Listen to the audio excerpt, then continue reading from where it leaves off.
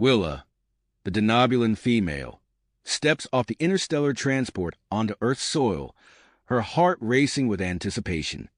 She's the last hope for her species, and human males are her final option. The denobulan interstellar matchmaking agency has exhausted all possibilities within their own kind, leaving Earth as the unexpected solution to their dire reproductive crisis. Stephen Robertson stands at attention near the landing pad, his crisp Earth Embassy uniform a stark contrast to Willa's flowing denobulan robes. As a cultural liaison, he's dealt with countless alien visitors, but something about Willa's arrival feels different. The weight of his assignment settles on his shoulders like a physical burden. Their eyes lock. Willa's breath catches in her throat. The attraction is instant, intense, unlike anything she's experienced with denobulan males. Stephen feels it too, a pull he can't explain or ignore. But professionalism keeps him rooted in place as Willa approaches. "Welcome to Earth," Stephen says, his voice steady despite the unexpected surge of emotions. "I'm Stephen Robertson, your liaison during your stay." Willa nods, unable to form words.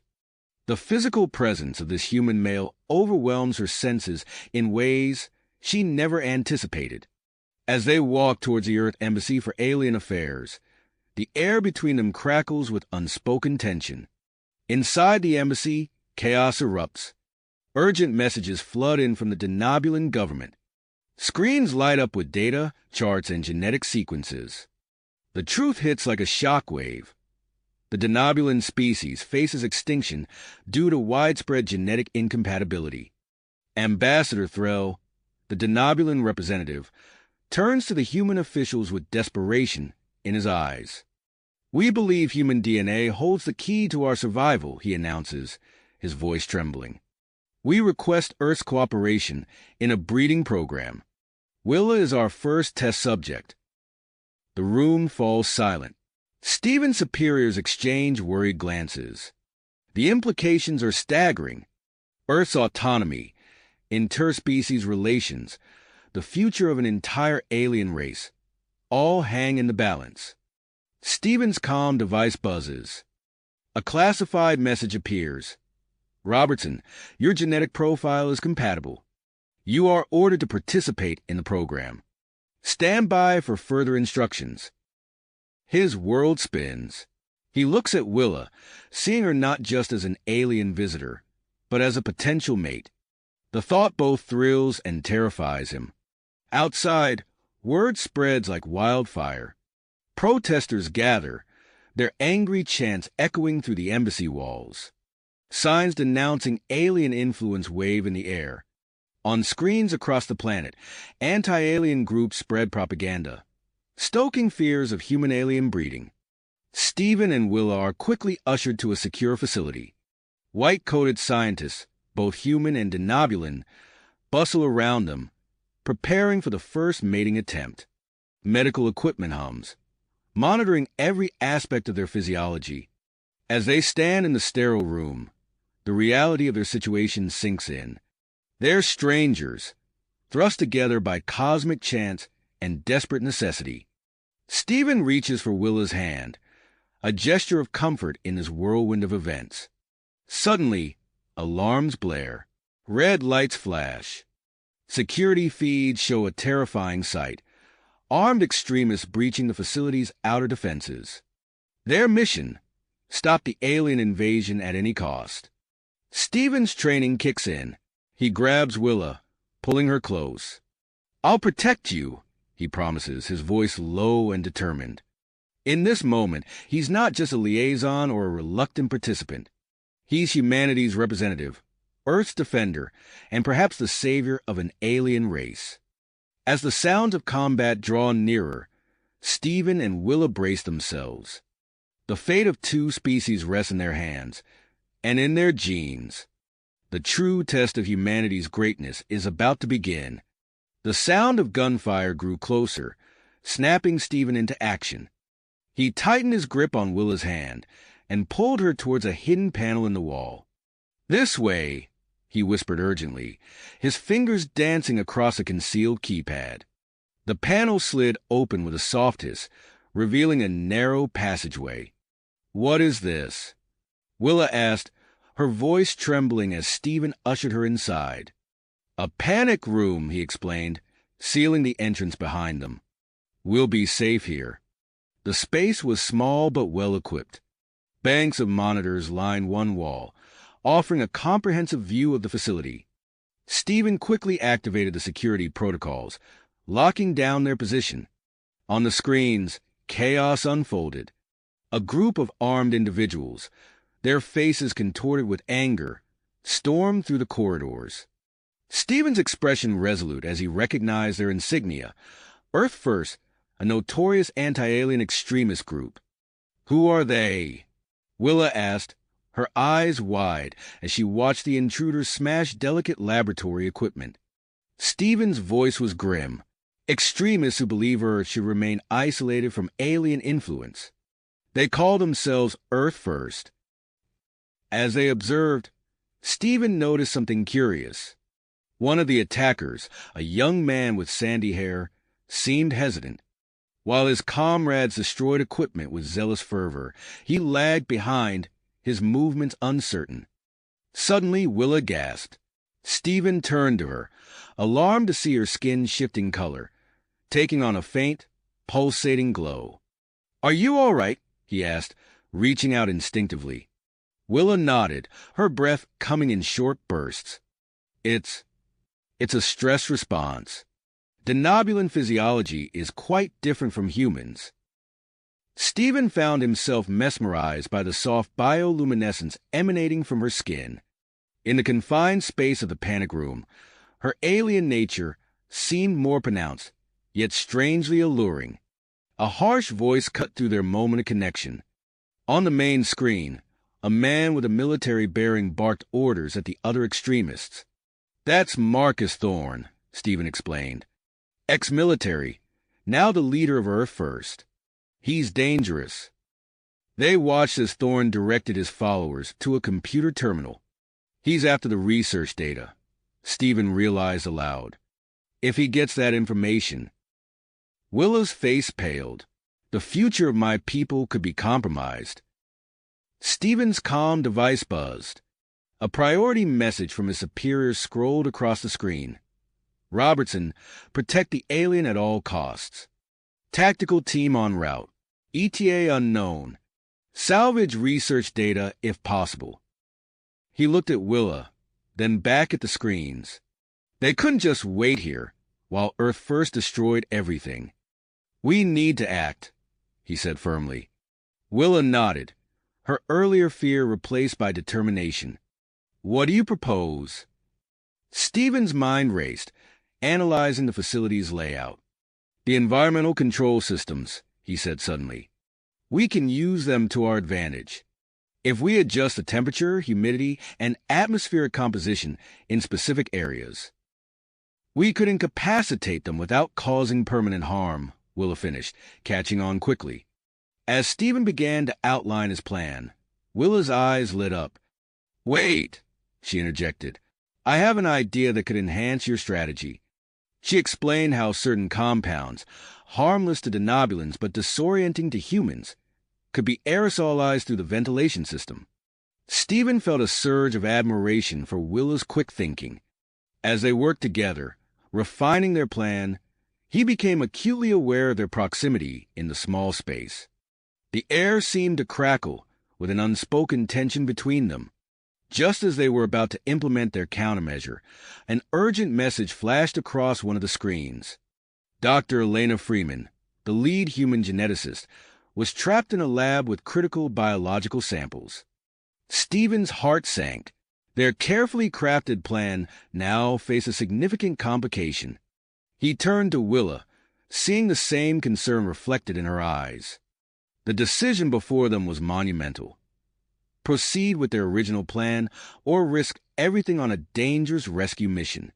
As alarms continued to blare throughout the facility, Stephen took a deep breath. The fate of two species hung in the balance, and the next move was his to make. Stephen's eyes darted between Willa and the monitors, his mind racing. The decision crystallized in an instant. "We can't leave Dr. Freeman and those samples," he said, his voice low but firm. "We're going after them." Willa nodded, her bioluminescent skin pulsing with a mix of fear and grit. "I'm coming with you," she insisted. "My physiology might give us an advantage." Stephen wanted to argue, to keep her safe, but there was no time. He input a complex sequence into the panic room's control panel, and the door slid open with a soft hiss. They moved swiftly through the corridors, utilizing the facility's advanced security systems to avoid the Earth First members. Stephen's training kicked in, every sense on high alert as they navigated the labyrinth of hallways. Rounding a corner, they came face to face with the young, sandy-haired extremist Stephen had noticed earlier. In a fluid motion, Stephen disarmed and pinned the man against the wall. "Wait!" the extremist gasped, his eyes wide with fear. I don't want to hurt anyone. This isn't what I signed up for." Stephen studied him intently, then made a split-second decision. "What's your name?" "Alex," the young man replied, his voice shaking. "Alex, we need to reach Dr. Freeman's lab. There are vital samples there that could save millions of lives. Will you help us?" Alex hesitated, then nodded. "I'll help. Just don't hurt me." With Alex's reluctant assistance, they made quicker progress through the facility. As they approached Dr. Freeman's lab, the facility's power grid suddenly failed. Darkness engulfed them, broken moments later by the eerie red glow of emergency lighting. Stephen accessed a nearby environmental control panel, his fingers flying over the interface. "Willa, now's the time. Guide me through the compound mixture." Willa rattled off a series of chemical formulas and atmospheric ratios. Stephen input the data, feeling a sense of teamwork he'd never experienced before. Together, they were implementing their plan to incapacitate the extremists without causing permanent harm. They reached Dr. Freeman's lab, finding the geneticist barricaded inside with a collection of cryogenic containers. "Dr. Freeman," Stephen called out, "we're here to get you to safety." The door opened, revealing a disheveled but determined woman clutching a portable cooling unit. "These samples are our only hope," she said, her voice hoarse. "We can't let them fall into the wrong hands." As they prepared to move, Stephen's comm device crackled to life. The tactical team had arrived and was sweeping the building. Reports of disoriented extremists flooded in, confirming the success of their atmospheric gambit. They moved swiftly through the red-lit corridors, the effects of the altered atmosphere becoming more apparent. Earth First members stumbled and retched, barely able to stand. Stephen's group navigated around them, their progress slowed by the need to protect the vital samples. Suddenly, Willa's bioluminescence flared brightly, a response to her heightened stress. The glow caught the attention of a nearby extremist who, in his disoriented state, mistook her for a threat. He lunged at Willa with a wild cry. Stephen reacted instantly, placing himself between Willa and her attacker. He deflected the man's clumsy assault and subdued him with a swift, precise strike. As the extremist crumpled to the ground, Stephen turned to Willa, their eyes meeting in a moment of shared intensity. "Thank you," Willa breathed, her luminescence slowly fading. They pressed on, making their way to the facility's main control room. Inside, they found a bank of monitors displaying feeds from throughout the building. Stephen quickly established contact with the tactical team, coordinating their efforts to secure the facility. "There's more," Dr. Freeman interjected, carefully placing her cooling unit on a nearby console. "These samples contain a breakthrough. We've found a way to stabilize the genetic compatibility between humans and denobulins. This could revolutionize interspecies breeding across the galaxy." The implications of her words hung in the air, but there was no time to dwell on them. A new alert flashed across the screens. Explosive charges had been detected throughout the facility. Thorn, Alex whispered, his face pale. He always has a backup plan. As if on cue, another monitor flickered to life, showing Marcus Thorn barricaded in the communication center. The Earth First leader's face was a mask of fanatical willpower as he held up a data drive. I have the breeding program data, Thorn announced, his voice slightly slurred from the effects of the altered atmosphere. If you don't let me go, I'll broadcast it to the world. Let's see how humanity reacts to the alien corruption of our species. Stephen's mind raced, analyzing options and potential outcomes. He looked at Willa, seeing the same mix of fear and purpose in her eyes that he felt. In that moment, he knew that whatever happened next, they would face it together. With time running out and the fate of two species hanging in the balance, Stephen began to formulate a plan. It would be risky, pushing the boundaries of both human and denobulan capabilities. But as he met Willa's gaze once more, he felt a surge of confidence. Together, they just might have a chance to outmaneuver Thorn and secure a future of cooperation between their peoples. Stephen took a deep breath, steeling himself for what was to come. "All right," he said, his voice steady and determined. "Here's what we're going to do." Stephen took a deep breath, steeling himself for what was to come. "All right," he said, his voice steady and determined. "Here's what we're going to do. Dr. Freeman, I need you to use your security clearance to initiate a targeted electromagnetic pulse in the communication center. It should disable Thorn's equipment without affecting our main systems." Dr. Freeman nodded, her fingers already flying across the nearest console. "I can do that, but it'll take a few minutes to recalibrate the pulse generators." Willa stepped forward, her luminescent skin pulsing with renewed energy. "I can help. Denobulan communications technology is more advanced than Earth's. I might be able to refine the pulse to protect critical medical equipment." Stephen felt a surge of admiration for Willa's quick thinking. "Perfect. You two work on that. Alex, you're with me. We're going to buy them some time." As they moved towards the exit, Stephen turned to Willa. Their eyes met, and for a moment, the chaos around them seemed to fade away. "Be careful," he said softly. Willa nodded, her expression a mix of drive and something deeper unspoken. "You too." Stephen and Alex made their way through the facility's red-lit corridors, their footsteps echoing in the eerie silence. As they approached the communication center, Stephen's mind raced, formulating a strategy. "Alex," he whispered, "I need you to follow my lead. Use your insider knowledge. Help me convince Thorn that what he's doing is wrong." Alex swallowed hard but nodded. "I'll try." They reached the sealed door of the communication center. Stephen took a deep breath, then activated the intercom. "Thorn, this is Stephen Robertson. I want to talk." There was a moment of silence. Then Thorn's voice crackled through the speaker, slurred but still defiant. "Come to beg, Robertson. It's too late. The world will know the truth about your alien corruption." Stephen kept his voice calm, measured. "It's not corruption, Thorn. It's progress. The breeding program could lead to medical breakthroughs that would benefit both species. Think about it. Cures for diseases, extended lifespans. We're on the brink of a new era of human advancement." "Lies!" Thorn spat. "You've been brainwashed by these aliens." Alex stepped forward, his voice shaking slightly. "Marcus, it's Alex. I've seen things here. Things that made me question what we're doing. These people, they're not our enemies. They're trying to help us." Inside the communication center, Thorn faltered. The voice of his young protege, filled with doubt, cut through his rage-fueled haze.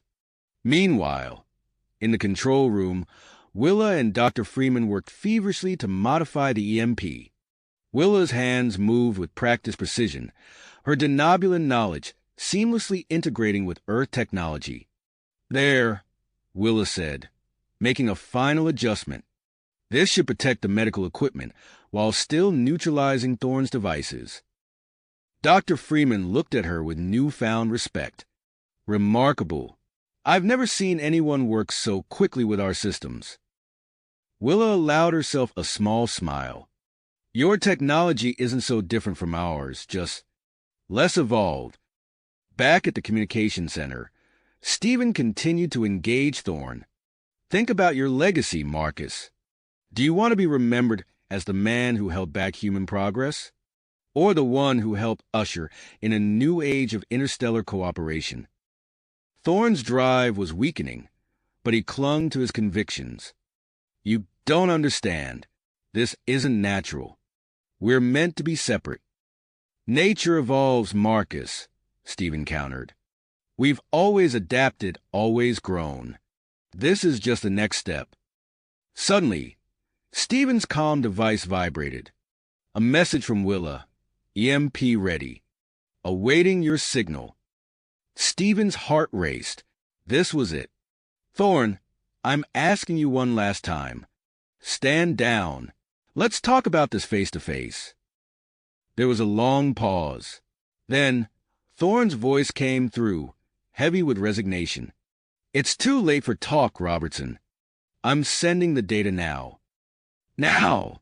Stephen barked into his comm. In the control room, Dr. Freeman activated the EMP.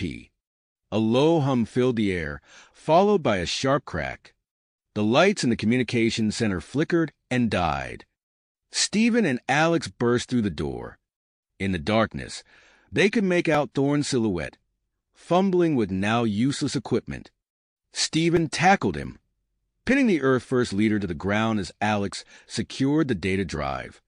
Moments later, the tactical team swarmed in, taking control of the situation. As they led Thorne away, Stephen saw the fight drain out of the man's eyes, replaced by a look of confused defeat. With the immediate threat neutralized, Stephen made his way back to the control room. He found Willa there, her skin glowing softly in the dim light. For a moment, they simply looked at each other, the intensity of their shared experience hanging between them. Stephen took a step towards her, drawn by an irresistible force. Willa's breath caught in her throat as she moved to meet him. Their hands touched, human and denobulan fingers intertwining. We did it, Willa whispered, her voice filled with wonder and relief. Stephen nodded, suddenly aware of how close they were standing. We make a good team. The air between them crackled with unspoken tension. Stephen leaned in, his heart pounding. Willa's eyes fluttered closed as she tilted her face up towards his. Suddenly, the door burst open. They sprang apart as General Victor Hawthorne strode in, his uniform impeccable despite the chaos around them. Robertson, excellent work, the general barked. But we've got a situation brewing. The media's caught wind of this incident, and the public is demanding answers about the breeding program. Stephen straightened, shifting back into professional mode. What do you need from us, sir? General Hawthorne's eyes flicked between Stephen and Willa. You two are going to give them those answers. I'm scheduling a press conference in 2 hours. You'll explain the importance of this program and address any concerns about interspecies cooperation. As the gravity of the situation sank in, Dr. Freeman approached, clutching a data pad. General, I've just finished analyzing the biological samples. There's something you need to see. She handed the pad to Hawthorne, who scanned it quickly. His eyebrows shot up. Well, I'll be damned. Robertson, it looks like you're our golden boy. Your genetic makeup is highly compatible with denobulan DNA. Stephen felt the weight of the general's words settle on his shoulders. He glanced at Willa, seeing his own mix of shock and uncertainty mirrored in her eyes. General Hawthorne continued, his voice taking on a tone of urgency. This changes things. We need to fast-track the program. Robertson, Willa, you'll both undergo immediate medical evaluations and psychological assessments. If you're cleared, You could be our first human denobulin breeding pair. The room fell silent as the implications of this announcement sank in. Stephen's mind reeled, trying to process the rapid turn of events. He looked at Willa, their earlier moment of intimacy, now charged with new meaning and responsibility. As if sensing their turmoil, General Hawthorne softened his tone slightly. I know this is a lot to take in, but the fate of two species could rest on your shoulders. We need you both at your best for this press conference. Can I count on you? Stephen squared his shoulders, meeting the general's gaze. Yes, sir, we'll be ready. Willa nodded her agreement, her skin pulsing with a mix of excitement and apprehension. As General Hawthorne began outlining the details of the press conference, Stephen's mind raced. He had joined this program to make a difference, to be part of something greater than himself. But he never imagined it would lead to this, standing on the precipice of a new chapter in human and denobulin history, with Willa by his side. The facility buzzed with renewed activity as preparations for the press conference began. In the midst of the commotion, Stephen and Willa shared a look of understanding. Whatever challenges lay ahead, they would face them together. Together, as they exchanged a final glance, both knew their lives were about to change forever. The next few hours passed in a whirlwind of activity. Stephen and Willa were whisked away to separate medical bays, where teams of doctors and geneticists conducted a battery of tests. Blood samples were drawn, brain scans performed, and genetic markers analyzed with painstaking precision. Stephen lay still as a holographic display above him flickered with his DNA sequence. Dr. Freeman's voice cut through the hum of machinery. "Extraordinary," she murmured, her eyes wide as she studied the results. "Your genetic compatibility with denobulin DNA is off the charts, Stephen. It's like your body was designed for this." In the adjacent room, Willa underwent similar scrutiny. She watched as human and denobulin scientists conferred in hushed tones, their excitement palpable. One of them approached her, a smile breaking across his face. "Your test results are equally impressive, Willa. The potential for successful interspecies breeding is higher than we ever dared hope." As the medical evaluations concluded, Stephen and Willa were reunited in a small conference room. The air between them crackled with unspoken tension as they absorbed the implications of their test results. Before they could discuss it, a team of stern-faced psychologists entered, clipboards at the ready. "We need to assess your mental and emotional readiness for this program," one of them explained, her voice clinically detached. "The pressures you'll face will be immense. We need to ensure you're both capable of handling them." For the next 2 hours, Stephen and Willa were subjected to a grueling psychological evaluation. They answered probing questions about their motivations, fears, and expectations. The psychologist presented them with hypothetical scenarios, each more challenging than the last, gauging their responses with keen eyes. As the assessment drew to a close, Stephen felt mentally drained but oddly exhilarated. He glanced at Willa, seeing his own mix of exhaustion and drive mirrored in her eyes. They had passed this hurdle together, their bond seemingly strengthened by the shared experience. Their brief moment of connection was interrupted as General Hawthorne burst into the room, his face a mask of almost unchecked urgency. "We've got a situation brewing outside," he announced, gesturing for them to follow him to the command center. The main screen displayed a chaotic scene outside the Earth Embassy for Alien Affairs. A sea of protesters filled the streets, their angry chants audible even through the video feed. Signs bobbed above the crowd, bearing slogans like "Humans Only" and "Stop Alien Corruption." "Anti-alien sentiment is reaching a boiling point," Hawthorne explained, his voice grim. "But that's not all." He tapped the command, and the screen split to show another gathering.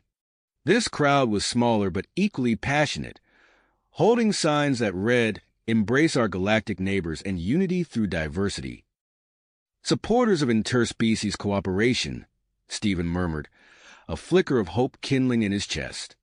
Hawthorne nodded, Yes, but the clash between these two groups is creating a powder keg. We need to defuse it, and fast. He turned to face Stephen and Willa directly. That's where you two come in.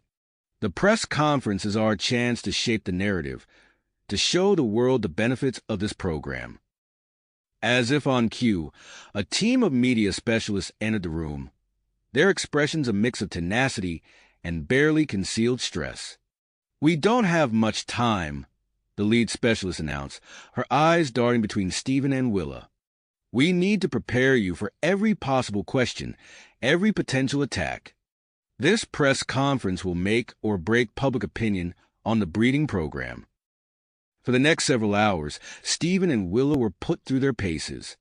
They practiced answering difficult questions, learned techniques for redirecting hostile inquiries, and honed their ability to convey complex scientific concepts in layman's terms.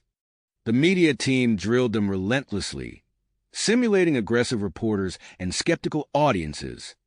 As they worked, Stephen couldn't help but notice the way Willa's skin seemed to pulse with increasing intensity. He wondered if it was a response to stress or something else entirely. Before he could ponder it further, Dr. Freeman burst into the room, her face flushed with excitement and concern. "We've made a breakthrough," she announced, her words tumbling out in a rush. "But it complicates things." She held up a data pad, its screen filled with complex diagrams. "We've discovered a potential side effect of the human denobulin genetic compatibility. It's something we're calling the Arter syndrome." Stephen and Willa exchanged a confused glance as Dr. Freeman continued. In simple terms, the mating process could trigger a dramatic increase in Willa's pheromone production. These pheromones could potentially affect nearby humans, influencing their behavior and emotions. The implications of this revelation hung heavy in the air. General Hawthorne was the first to break the silence. "How does this affect the breeding program? Is it dangerous?" Dr. Freeman shook her head. "Not dangerous, per se, but it certainly adds a layer of complexity. The effects could range from mild mood alterations to more intense emotional responses in humans near Willa during the mating process." Stephen felt a flush creep up his neck as he processed this information.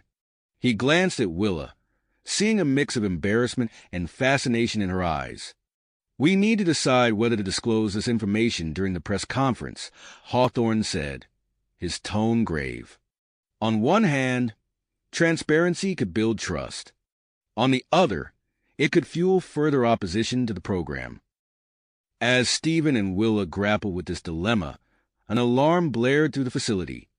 A security officer burst into the room, his face pale. "Sir, we've detected a breach in our communications network. Someone's trying to access classified information about the breeding program." Hawthorne's expression hardened. "Lock it down, now." In the chaos that followed, Stephen and Willa found themselves ushered toward the press conference stage. The decision about disclosing the Arter syndrome still hung in the balance as they prepared to face the world's media. As they stood in the wings, waiting to be introduced, Stephen turned to Willa. "Whatever happens out there," he said softly, "we're in this together."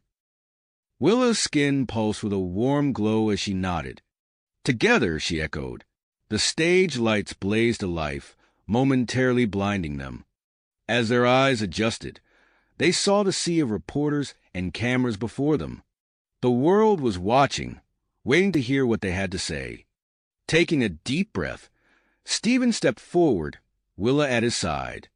The future of human denobulin relations hung on their words, and the press conference was about to begin. The tension in the room was palpable as Stephen and Willa faced a sea of reporters, cameras flashing incessantly. Stephen cleared his throat, his voice steady as he addressed the crowd. "Good evening. We're here to discuss the human denobulin breeding program and its implications for our future," he began, his eyes scanning the crowd. "In the interest of full transparency, we have an important announcement to make." Willa stepped forward, her skin pulsing with a soft glow that caught the attention of several reporters in the front row. "We've recently discovered a phenomenon we're calling the Arter syndrome," she explained, her voice calm despite the gravity of the revelation. The room erupted into a frenzy of questions. Reporters shouted over one another, demanding details. Stephen raised his hands, calling for order. "The Arter syndrome is a biological response linked to the genetic compatibility between humans and denobulans," he continued, choosing his words carefully. "It involves an increase in pheromone production in denobulans, which can affect nearby humans." As Stephen spoke, Willa felt a strange sensation building within her. Her skin began to pulse more intensely, emitting a soft, mesmerizing light that seemed to captivate everyone in the room. She took a deep breath, trying to maintain her composure. A reporter in the front row stood up, his eyes fixed on Willa. "What kind of effects are we talking about?" he asked, his voice husky. Before Stephen could answer, he felt a wave of warmth wash over him. He glanced at Willa, suddenly acutely aware of every detail of her alien beauty. The curve of her neck, the shimmer of her skin, the depth of her eyes. It all seemed magnified, irresistible. Willa noticed a change in Stephen's demeanor and realized with a start that the Arter syndrome was taking effect. She saw similar reactions rippling through the crowd. Some reporters leaned forward, their eyes glazed with sudden desire. Others shifted uncomfortably in their seats, struggling to maintain their professionalism. The effects can range from mild attraction to more intense emotional responses, Willa managed to say, her voice trembling slightly. The press conference was rapidly descending into chaos. A female reporter stood up, her face flushed. "Is this some kind of alien aphrodisiac?" she demanded, her voice a mix of accusation and intrigue. Before Stephen or Willa could respond, General Hawthorne's voice boomed through the room. "This press conference is over. Everyone needs to evacuate immediately." Security personnel swarmed the stage, creating a barrier between Stephen and Willa and the increasingly agitated crowd. As they were ushered towards the exit, Stephen caught sight of a group of men pushing against the tide of evacuees, their eyes fixed on Willa with predatory intent. "Watch out!" Stephen called out, recognizing the threat. He moved to protect Willa, his body reacting with heightened speed and strength, fueled by the effects of her pheromones. The would-be kidnappers, revealed as Earth-First sympathizers, lunged forward. Stephen intercepted the first attacker, his fist connecting with the man's jaw in a powerful blow. Security personnel joined the fray, grappling with the remaining assailants. In the midst of the chaos, alarms began blaring throughout the facility. "Security breach detected," an automated voice announced over the intercom. Stephen grabbed Willa's hand, pulling her through the melee towards the exit. "We need to get you to the containment area," he shouted over the din. As they raced through the corridors, they could hear the sounds of conflict echoing behind them. Shouts, crashes, and the occasional pop of non-lethal weapons created a cacophony of danger. Willa stumbled, overwhelmed by the intensity of her condition. Her skin was now pulsating with a brilliant light, and waves of heat radiated from her body. Stephen scooped her up in his arms, pushing through the last of his rational thoughts to focus on their safety. They reached the containment area, a sterile room designed to manage alien biological phenomena. As the doors sealed behind them, Stephen gently set Willa down on a medical bed. Their eyes met, and for a moment, the world outside ceased to exist. Stephen leaned in, drawn by an irresistible force. Willa's breath caught in her throat, her body trembling with need. Their lips were mere inches apart when a loud bang on the door snapped them back to reality. "Stephen, Willa, are you all right?" Dr. Freeman's voice came through the intercom, imbued with urgency. Stephen shook his head, trying to clear the fog of desire. "We're here, Doctor. What's happening out there?" "The facility's been compromised," Dr. Freeman replied. "We've detected multiple security breaches, and classified information about the Arter syndrome is being leaked to the public." Willa sat up, her eyes wide with concern. "What about the treatment you were working on, doctor? Is there any way to suppress this condition?" There was a pause before Dr. Freeman responded. "I've developed an emergency treatment, but it's untested and could pose risks to your health, Willa. We need to decide quickly if we want to proceed." Stephen and Willa exchanged a look, the weight of the decision hanging between them. Outside, they could hear the sounds of approaching footsteps and muffled voices. Time was running out. "What do we do?" Willa asked, her voice barely above a whisper. Before Stephen could answer, the containment room systems flickered, plunging them into momentary darkness. As the backup power kicked in, they realized their sanctuary might not be as secure as they had hoped. In the dim emergency lighting, Stephen and Willa faced each other, knowing that their next decision could change everything, not just for them, but for the future of human-denobulan relations. The facility around them was in chaos, infiltrated by unknown enemies. While outside, the world watched and waited, its reaction to the Arter syndrome yet to be seen. As the sounds of conflict grew nearer, Stephen and Willa knew they had to act fast. Whatever they decided, the consequences would ripple far beyond the walls of their containment room, shaping the course of interspecies relations for years to come. The facility shook with another explosion, jolting Stephen and Willa back to the dire reality of their situation. Dr. Freeman's voice crackled through the intercom once more. "Stephen, Willa, we have a potential solution, but it's risky. I've developed an emergency treatment for the Arter syndrome, but it's untested. We need to make a decision quickly." Stephen looked at Willa, her skin still pulsating with an otherworldly glow. She nodded, willpower etched across her face. "Let's do it," she said, her voice barely above a whisper. The containment room's door hissed open, and Dr. Freeman rushed in, flanked by two assistants pushing a cart laden with medical equipment. "We don't have much time," she said, quickly setting up an array of devices around Willa's bed. As Dr. Freeman prepared the first injection, Stephen felt a wave of protectiveness wash over him. He knew it was partly due to Willa's pheromones, but there was something more, a connection that transcended biology. He took Willa's hand, squeezing it gently.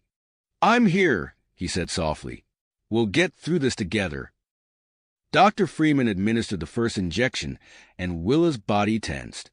Her skin flickered, the pulsating glow intensifying for a moment before beginning to dim. Stephen watched, his heart racing, as Dr. Freeman moved swiftly between the various machines, adjusting settings and monitoring Willa's vital signs. Outside the room, the sounds of conflict grew louder. Shouts and the unmistakable pop of weapons fire echoed through the corridors.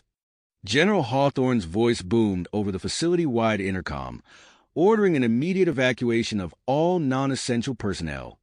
As Dr. Freeman prepared the final stage of the treatment, a series of carefully calibrated electromagnetic pulses, the door to the containment room burst open.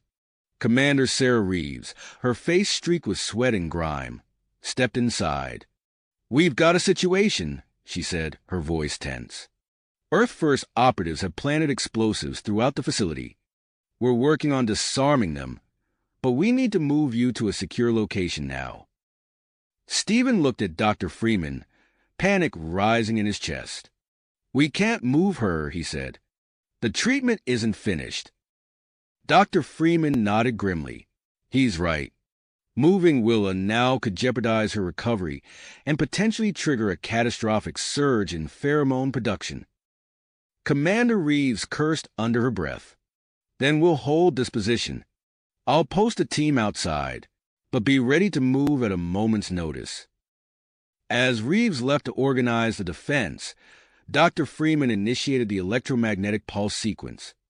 Willa's body arched off the bed, her face contorted in pain. Stephen held her hand tightly, feeling helpless as he watched her struggle.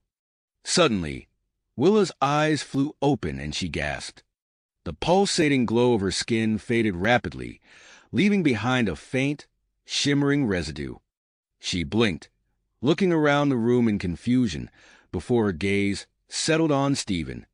"Did it work?" she asked, her voice weak. Before anyone could answer, Willa's eyes rolled back, and she slipped into unconsciousness. Dr. Freeman rushed to check her vital signs, her face a mask of concentration as she interpreted the data streaming across her monitors. "She's stable," Dr. Freeman announced after a tense moment. "But she's in a comatose state. We need to keep her here for continued observation and treatment." Stephen felt a mix of relief and renewed anxiety wash over him. The immediate crisis of the Arter syndrome seemed to be under control, but they were far from safe. As if to underscore this point, another explosion rocked the facility, closer this time. The lights flickered, and dust rained down from the ceiling. Commander Reeves burst back into the room, her expression grim. "We've got multiple breaches," she reported. "Earth First operatives are pushing towards the sector. We need to move now." Stephen stood protectively over Willa's unconscious form. "We can't move her," he insisted. "There has to be another way." Dr. Freeman stepped forward, her face set with dedication. "I have an idea," she said, "but it's dangerous, and there's no guarantee it will work." She turned to Stephen, her eyes searching his face. "We can temporarily alter your biochemistry to make you resistant to Willa's pheromones and potentially enhance your physical capabilities. It could allow you to move her safely and help neutralize the threat." Stephen didn't hesitate. "Do it," he said firmly. As Dr. Freeman prepared the necessary equipment, Commander Reeves received an urgent communication. Her eyes widened as she listened. Then she turned to the others. "We've got another problem," she said. "A Denobulan diplomatic vessel just arrived. They're demanding immediate access to Willa, threatening to withdraw all support for Earth's interstellar initiatives if we refuse." The room fell silent as the implications of this new development sank in. The fate of not just Willa and Stephen, but potentially the entire human Denobulan alliance, hung in the balance. Dr. Freeman took a deep breath, then began attaching various sensors and injection ports to Stephen's arms and chest. "Whatever happens," she said, her voice steady, "we need to act fast. The Earth First operatives are closing in, and we don't know how long we have before those explosives detonate." As the first rush of experimental compounds entered his bloodstream, Stephen gritted his teeth against the searing pain. He focused on Willa's peaceful face, drawing strength from their shared ordeal and the promise of what their union could mean for both their species. Outside, the sounds of combat grew ever closer. The facility trembled with another explosion, and alarms blared incessantly. In this chaotic maelstrom, the future of human-Denobulan relations, and perhaps the fate of Earth itself, rested on the shoulders of a human soldier and his alien mate, both locked in a desperate struggle for survival. Survival. As the experimental compounds coursed through Stephen's veins, he felt a searing pain that quickly gave way to an unprecedented surge of energy. His vision sharpened, his muscles tensed, and he could sense every minute vibration in the room. Dr. Freeman watched in awe as Stephen's skin took on a subtle iridescent sheen, reminiscent of Denobulan bioluminescence. "Incredible," she murmured, her eyes fixed on the monitors displaying his rapidly changing vital signs. "The human and Denobulan traits are integrating perfectly." Stephen flexed his fingers, marveling at the newfound strength flowing through his body. He turned to Willa, still unconscious on the medical bed, and found that the overwhelming pull of her pheromones had diminished to a manageable level. "It worked," he said, his voice steady and clear. "I can think straight now." Commander Reeves burst back into the room, her face streaked with sweat and tenacity. "We've got a situation at the power core. Earth First operatives are making their final push. We need to move now." Stephen nodded, his enhanced senses already picking up the distant sounds of combat. "I'll go. I can get there faster through the maintenance tunnels." Without waiting for a response, Stephen sprinted from the room, his movements fluid and precise. He navigated the narrow, twisting passages of the facility's infrastructure within human speed and agility, covering ground that would have taken minutes in mere seconds. As he emerged near the power core, Stephen found himself in the midst of a fierce firefight. Commander Reeves and her team were engaged in close-quarters combat with the Earth First operatives, both sides wielding advanced non-lethal weapons that crackled with energy. Stephen's enhanced reflexes allowed him to duck and weave through the chaos, quickly assessing the situation. He spotted the Earth First leader, a tall man with a shock of white hair, attempting to reach a control panel. In a blur of motion, Stephen closed the distance. The leader's eyes widened in shock as Stephen effortlessly deflected his weapon and pinned him against the wall with one hand. "It's over," Stephen growled, his voice carrying an otherworldly resonance. Seeing their leader neutralized, the remaining Earth First operatives faltered. Commander Reeves seized the opportunity, outmaneuvering them with practiced efficiency. As the last operative fell, she turned to Stephen with a mix of relief and amazement. "Nice work," she said, her breath coming in short gasps. "But we're not done yet. They've armed the explosives." Stephen's enhanced hearing picked up the faint beeping of multiple devices scattered throughout the area. His mind raced, calculating distances and blast radii in an instant.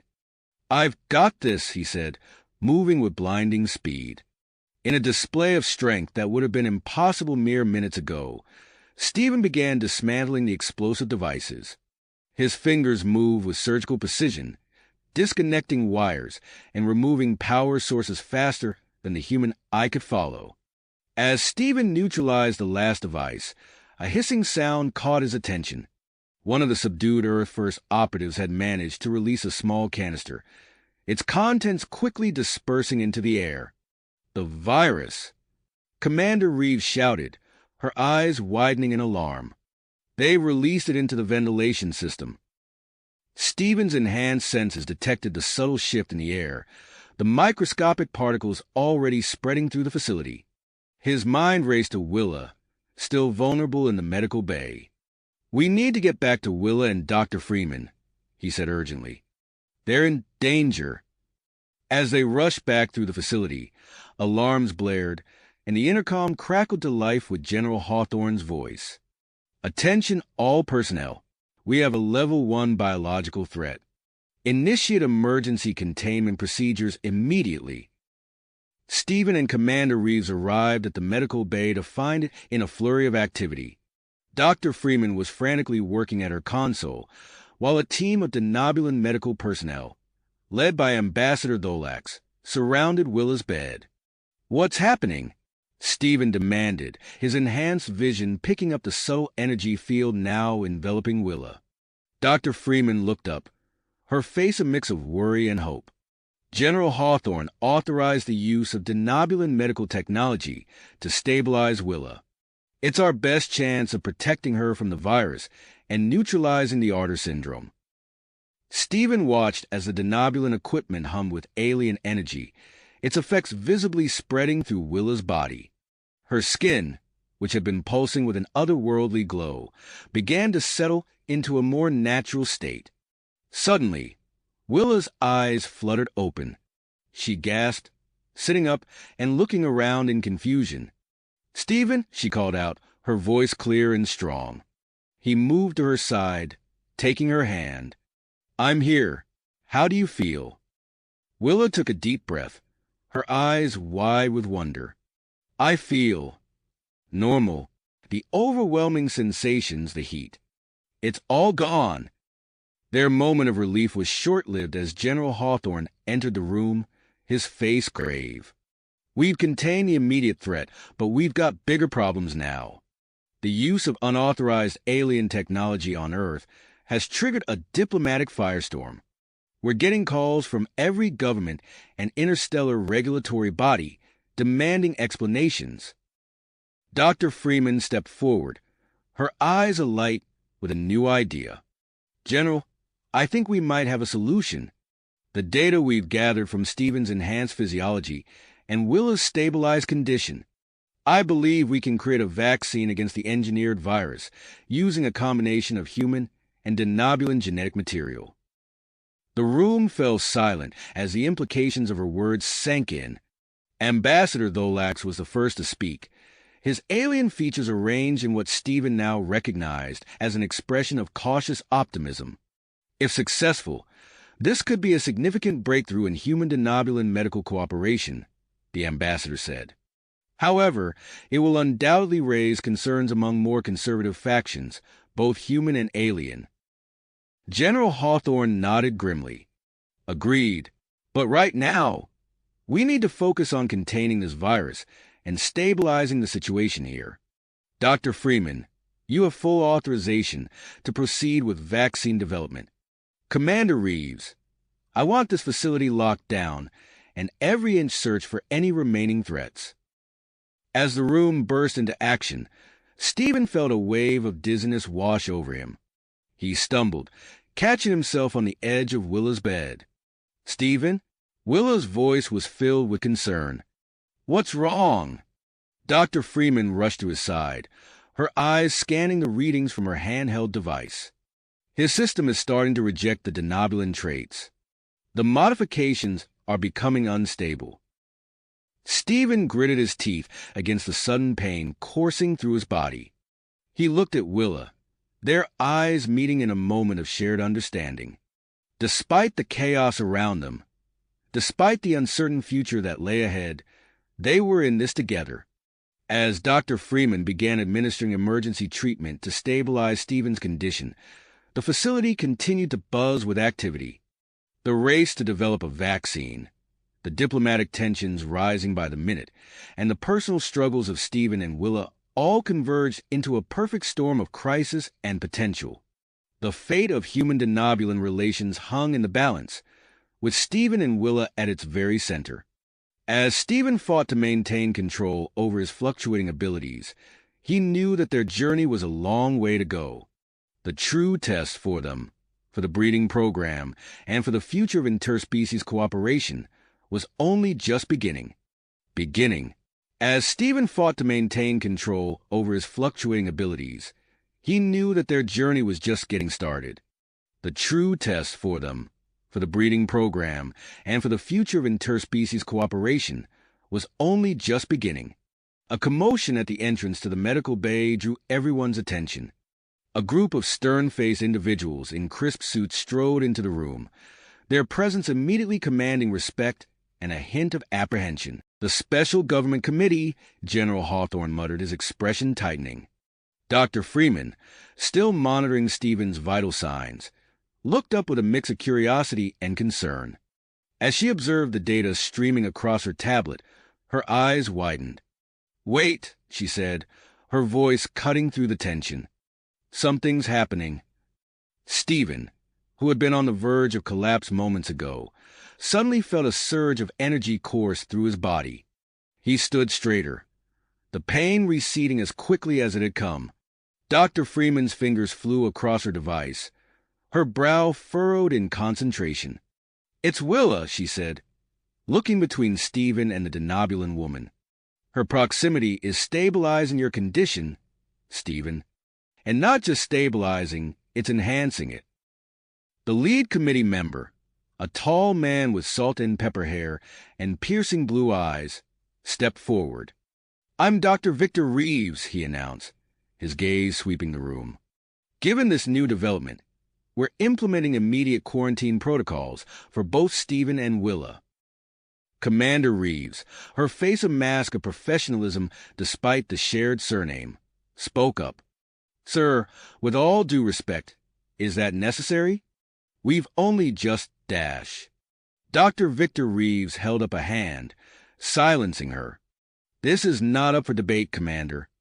The potential here is too great to ignore, and too dangerous to leave unchecked.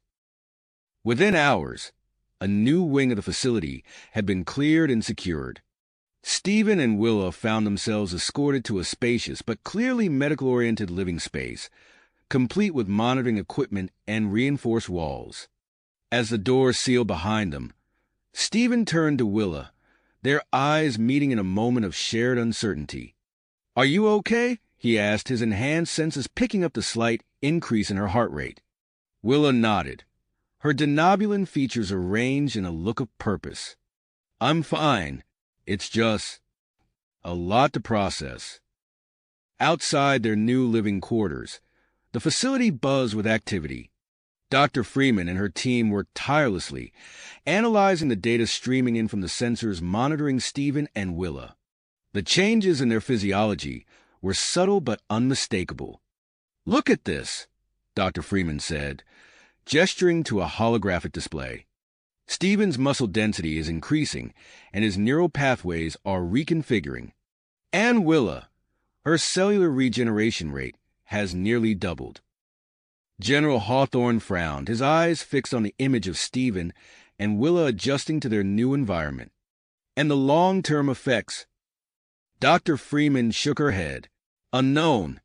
We're in uncharted territory here." As days passed, the changes in Stephen and Willa became more pronounced. Stephen found himself able to hear conversations 3 rooms away, while Willa discovered she could solve complex mathematical equations in her head with ease. Their forced cohabitation, initially awkward, gradually gave way to a comfortable routine. They exercised together, shared meals, and engaged in long conversations about their experiences and the strange new world they found themselves in. One evening, as they sat on opposite ends of a couch, Stephen became acutely aware of Willa's presence. The scent of her skin, the sound of her heartbeat, it all seemed magnified, drawing him in. He noticed Willa watching him, her eyes wide and curious. "Stephen," she said softly, I think I can sense your emotions." Before he could respond, an alarm blared through the facility. General Hawthorne's voice came over the intercom, tense and urgent. "We have a situation. Ambassador Tholax has been recalled to Denobula. The breeding program is in jeopardy." Stephen and Willa exchanged glances, the weight of their importance to the program suddenly feeling heavier than ever. As the facility around them erupted into a flurry of activity, they remained in their quarantine space, an island of calm in a sea of chaos. Outside, General Hawthorne barked orders, setting in motion a series of emergency protocols. "Get me every alien representative on Earth," he commanded. "We need to form a coalition and fast." As night fell, Stephen stood at the window of their living space, looking out at the stars. He felt Willa approach, her presence sending a ripple of energy through his body. "What happens now?" she asked, her voice barely above a whisper. Stephen turned to her, acutely aware of the dwindling space between them. "I don't know," he admitted, "but whatever comes next, we'll face it together." As they stood there, bathed in the soft glow of alien stars, neither of them noticed the subtle shimmer of an electromagnetic field forming around them, a field that would soon prove to be the key to saving countless lives and reshaping the future of human-alien relations. As they stood there, bathed in the soft glow of alien stars, neither of them noticed the subtle shimmer of an electromagnetic field forming around them, a field that would soon prove to be the key to saving countless lives and reshaping the future of human-alien interaction. Days passed, and the intensity of Stephen and Willa's connection grew stronger. Dr. Freeman, her eyes constantly glued to the monitoring equipment, noticed a peculiar pattern emerging in the data. "General Hawthorne, Dr. Reeves," she called out, gesturing to the holographic display. "Look at this. The electromagnetic field surrounding Stephen and Willa. It's intensifying." Dr. Victor Reeves leaned in, his brow furrowed. "What's causing it?" "It appears to be linked to their physical proximity," Dr. Freeman explained. "The closer they are, the stronger the field becomes." General Hawthorne's eyes narrowed. "And the implications of this?" Dr. Freeman took a deep breath. "Based on our initial findings, this field could be the key to neutralizing the engineered virus. But to harness its full potential, we need to increased the level of physical contact between Stephen and Willa. The room fell silent as the weight of her words sank in.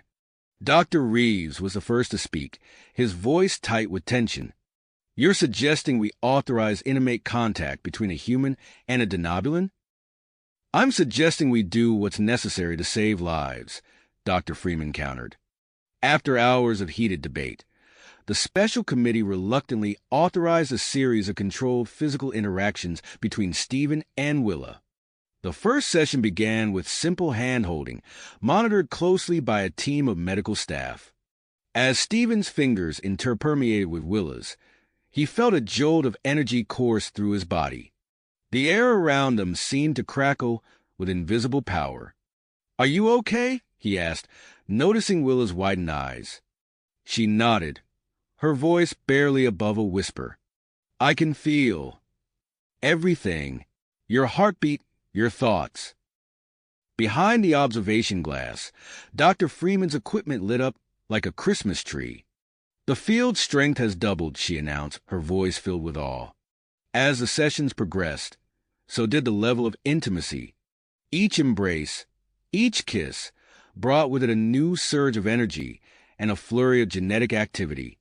Stephen's skin began to develop a faint, swirling pattern reminiscent of denobulan markings, while Willa's features took on more human-like characteristics. During one particularly intense session, as their lips met in a passionate kiss, every electronic device in the facility flickered and died for a brief moment. When power was restored, Dr. Freeman found herself staring at data that defied all previous understanding of genetics and energy manipulation. "There, evolving," she breathed, her eyes wide with wonder and a hint of fear. As news of these intimate sessions leaked to the public, the facility became a hotbed of controversy. Protesters gathered outside, their signs a mix of support and condemnation. Inside, tensions rose as various factions sought to control or exploit Stephen and Willa's growing abilities.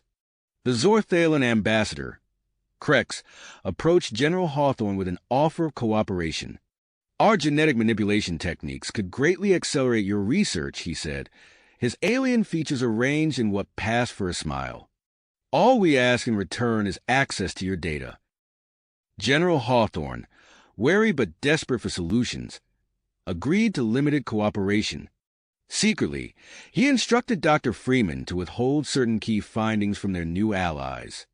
As the experiments continued, Stephen and Willa found themselves drawn into a world of swirling emotions and shared consciousness. During one session, as they held each other close, Stephen suddenly gasped. "Willa," he said, his voice filled with wonder, "I can hear your thoughts." She nodded, tears glistening in her eyes. "I know. I can feel everything you're feeling." This development sent shockwaves through the research team. Dr. Reeves, in particular, grew increasingly concerned. "We need to consider the possibility that we're creating something beyond our control," he warned. His fears seemed justified when, during a particularly intense session, Stephen and Willa inadvertently triggered a surge in the electromagnetic field that disabled all equipment in the facility for several minutes. As alarms blared and emergency systems kicked in, Dr. Freeman rushed to analyze the data from the incident. Her findings sent a chill down her spine. "They're approaching a critical point," she reported to the committee.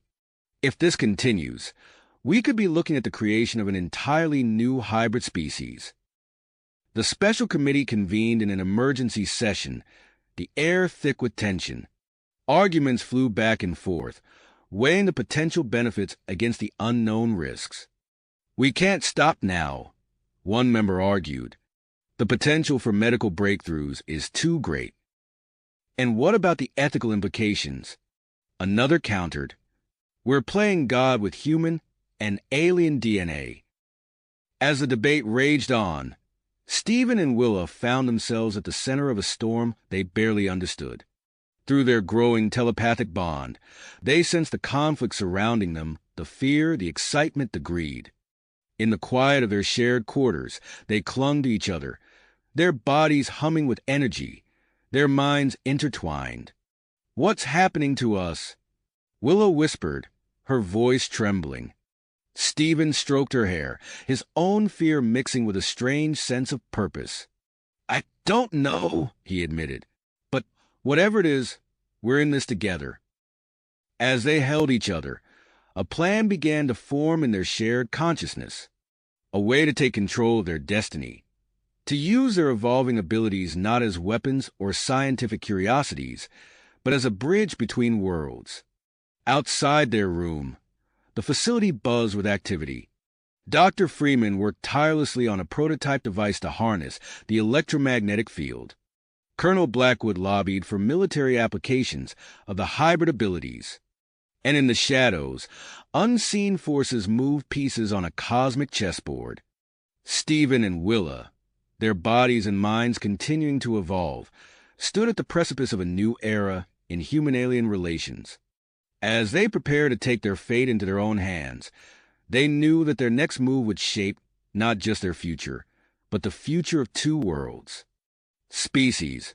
They knew that their next move would shape not just their future, but the future of two worlds. As they gazed into each other's eyes, a silent understanding passed between them. It was time to act. Stephen's enhanced hearing picked up the sound of approaching footsteps in the corridor outside their room. He squeezed Willa's hand, a gesture that had become their unspoken signal for danger. She nodded, her denobulin features set with drive. "We need to leave," Stephen whispered, his voice barely audible. "Now." Willa's eyes widened. "But how?" "The security." A soft knock at the door interrupted her. They tensed, ready for a confrontation, but instead heard a familiar voice. "It's me, Dr. Freeman," came the hushed tone. "I'm here to help." Cautiously, Stephen approached the door, his senses on high alert. He opened it a crack, revealing the concerned face of Dr. Elena Freeman. She quickly slipped inside, closing the door behind her. "I can't stand by and watch you two be treated like lab rats any longer," Dr. Freeman said, her voice trembling with a mix of fear and determination. She reached into her lab coat and pulled out a small device. "This is a portable version of the electromagnetic field generator. It should protect you from the virus and possibly enhance your abilities." Stephen took the device, feeling its weight in his hand. "Why are you helping us?" Dr. Freeman's eyes darted between them. "Because what's happening here isn't right. Your bond, your evolution, it's something beautiful, not something to be feared or exploited." She quickly briefed them on the facility's security systems and schedules, providing them with the information they needed to plan their escape. As she spoke, Stephen and Willa's minds worked in tandem, formulating a strategy. "There's a maintenance access point in the ventilation system," Dr. Freeman explained, pointing to a schematic on her tablet. "It's your best shot at getting out undetected." With a final nod of gratitude, Stephen and Willa prepared for their daring escape. They waited until the facility's night shift change, when the corridors would be at their emptiest. Stephen used his enhanced strength to remove the ventilation grates silently, and they slipped into the narrow metal passageway. The tight space amplified their awareness of each other. Stephen could feel Willa's breath on the back of his neck, her heartbeat echoing in his ears. Their telepathic bond hummed with shared anxiety and excitement. Left here, Willa's thought echoed in Stephen's mind as they approached the junction. He nodded, marveling at how natural their silent communication had become. They navigated through the labyrinth of ducts, their movements perfectly synchronized. Stephen's enhanced agility allowed him to maneuver through tight turns with ease, while Willa's intuitive understanding of the facility's layout guided their path. As they neared the outer perimeter, an alarm suddenly blared through the facility. Stephen and Willa froze, their hearts racing. "They've discovered we're gone," Stephen whispered. Willa's eyes met his, a spark of grit in them. "We're too close to give up now." They quickened their pace, adrenaline fueling their movements. Through their bond, Stephen sensed Willa's growing fatigue and pulled her along, lending her his strength. They reached the final grate leading to the outside world, just as they heard the sound of security teams mobilizing below. Stephen gripped the metal bars, his muscles straining as he wrenched the grate free. Cool night air rushed in, carrying with it the scent of freedom. They emerged onto the facility's roof, the star-studded skies stretching above them. For a moment, they stood hand in hand, taking in the sight of the world beyond their confinement. The moment was shattered by the sound of approaching helicopters. Searchlights swept across the compound, seeking them out. "We need to disable their power," Willa said, her mind racing through possibilities. Stephen nodded, understanding her plan without words. They clasped hands, focusing their combined energy. The air around them began to crackle with visible tendrils of electromagnetic energy. With a shared mental push, they directed the energy towards the facility's main power grid. The effect was immediate and dramatic. Lights flickered and died across the compound, plunging everything into darkness. The whir of helicopter blades faltered as their systems were disrupted. Taking advantage of the chaos, Stephen and Willa made a dash for the perimeter fence. Stephen's enhanced strength allowed him to tear through the chain-link barrier, creating an opening for them to slip through. As they sprinted into the surrounding wilderness, the sound of confusion and shouted orders faded behind them. The electromagnetic field generated by their close proximity interfered with any tracking devices or drones sent to locate them. They ran until their lungs burned, putting as much distance between themselves and the facility as possible. When they finally stopped to catch their breath, they found themselves in a dense forest, the facility's lights a distant glow on the horizon. Willow leaned against a tree, her chest heaving. "We did it," she gasped, a mix of disbelief and elation in her voice. Stephen nodded, scanning their surroundings with his heightened senses. "But this is just the beginning. They'll be looking for us." As if in response to his words, they heard the distant sound of vehicles and shouts. The hunt had begun. Willa's hand found Stephen's, their fingers intertwining. A surge of energy passed between them, and they both gasped at the intensity of it. The air around them shimmered with a faint, pulsating light. "We need to keep moving," Stephen said, his voice low and urgent. Willa nodded, her eyes reflecting the starlight. Together, hand in hand, they plunged deeper into the forest, their shared abilities guiding them through the darkness. As they moved, they could feel their bond growing stronger, evolving with each step they took towards an uncertain future. Behind them, the lights of pursuit grew closer, a reminder of the challenges that lay ahead. But for now, Stephen and Willa focused on the path before them, their minds and bodies in perfect harmony as they forged ahead into the unknown. Unknown, as they pushed through the dense undergrowth, the sounds of pursuit grew louder, echoing through the forest. Suddenly, Stephen halted, his enhanced hearing picking up something new. "Wait," he whispered, squeezing Willa's hand. "They're close, very close." Willa tense, her denobulan features set with perseverance. "What do we do?" Before Stephen could respond, a beam of light cut through the darkness, illuminating their faces. They found themselves surrounded by a military team, led by a stern-faced man they recognized as Colonel Blackwood. "Stand down," Blackwood ordered, his voice sharp and authoritative. "You have nowhere to go." Stephen and Willa exchanged a quick glance, their minds racing in unison. In that moment, they made a decision that would alter the course of their future. Instead of fleeing or fighting, Stephen took a step forward, his hands raised in a gesture of peace. "Wait," he called out. "We want to talk." Willa joined him, their bodies close, drawing strength from each other. As they stood together, a visible, pulsating energy field began to form around them, casting an ethereal glow in the darkened forest. The soldiers shifted uneasily, their weapons trained on the couple, but fingers hesitating on triggers. Colonel Blackwood's eyes widened, a mix of fascination and caution crossing his face. "What is this?" Blackwood demanded, taking a step closer despite himself. As if in response to his approach, the energy field intensified. The air crackled with electromagnetic energy, causing the soldiers' equipment to spark and malfunction. Radios squealed with static, and the lights on their weapons flickered and died. In the eerie silence that followed, Stephen spoke again. "We're not a threat, Colonel. We're just different. Let us explain." Blackwood hesitated, clearly torn between his orders and the extraordinary scene before him. "You have 2 minutes," he said finally, signaling his team to hold their positions. Taking advantage of this opening, Stephen demonstrated his enhanced strength, effortlessly lifting a fallen tree that blocked their path. Beside him, Willa showcased her accelerated healing, quickly mending a cut on her arm she had sustained during their escape.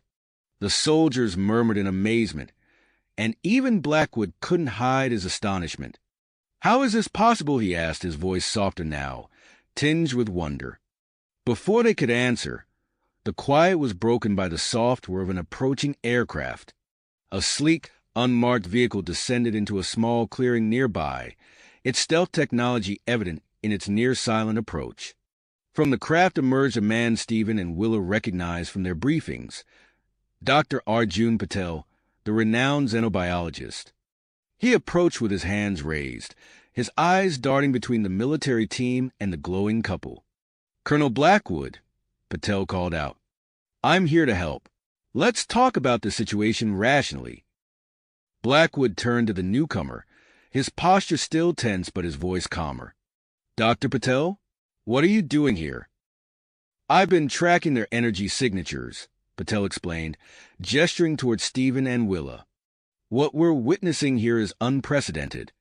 It could change everything we know about interspecies relations and genetic potential." As Patel spoke, another figure emerged from the shadows of the forest. The alien features of Ambassador Krex, the Zorthalan representative, became visible in the pulsating light of Stephen and Willa's energy field. "And it seems I'm not the only one interested in these developments," Krex said, his voice a low rumble. "The Zorthalan Confederation has been monitoring this situation closely." The tension in the clearing ratcheted up another notch. Blackwood's hand tightened on his weapon, his eyes darting between the new arrivals and the hybrid couple. Stephen and Willa, still enveloped in their shimmering energy field, felt a surge of power course through them. Their bond intensified, and suddenly, they found themselves able to project their thoughts and emotions outward. A wave of empathic energy washed over everyone present. Blackwood gasped, his weapon lowering as he was flooded with the couple's emotions, their fear, their hope, their willpower to forge a new path. "What is this?" One of the soldiers stammered, his face a mask of confusion and awe. Dr. Patel stepped forward, his eyes wide with excitement. "This is the next step in human-alien relations," he said. "Can't you see? They're not just hybrids. They're a bridge between our species." As the empathic field continued to pulse, affecting everyone in its radius, Dr. Patel seized the moment to propose his plan. "We need a new approach," he said, addressing Blackwood directly. "An independent research facility where Stephen and Willa can continue their evolution under joint supervision. This is bigger than any one government or species." Blackwood, still reeling from the empathic experience, nodded slowly. I think I understand now," he said, his voice uncharacteristically soft. "But we'll need guarantees. Oversight." As the group began to discuss the logistics of this new arrangement, a sudden beeping interrupted them.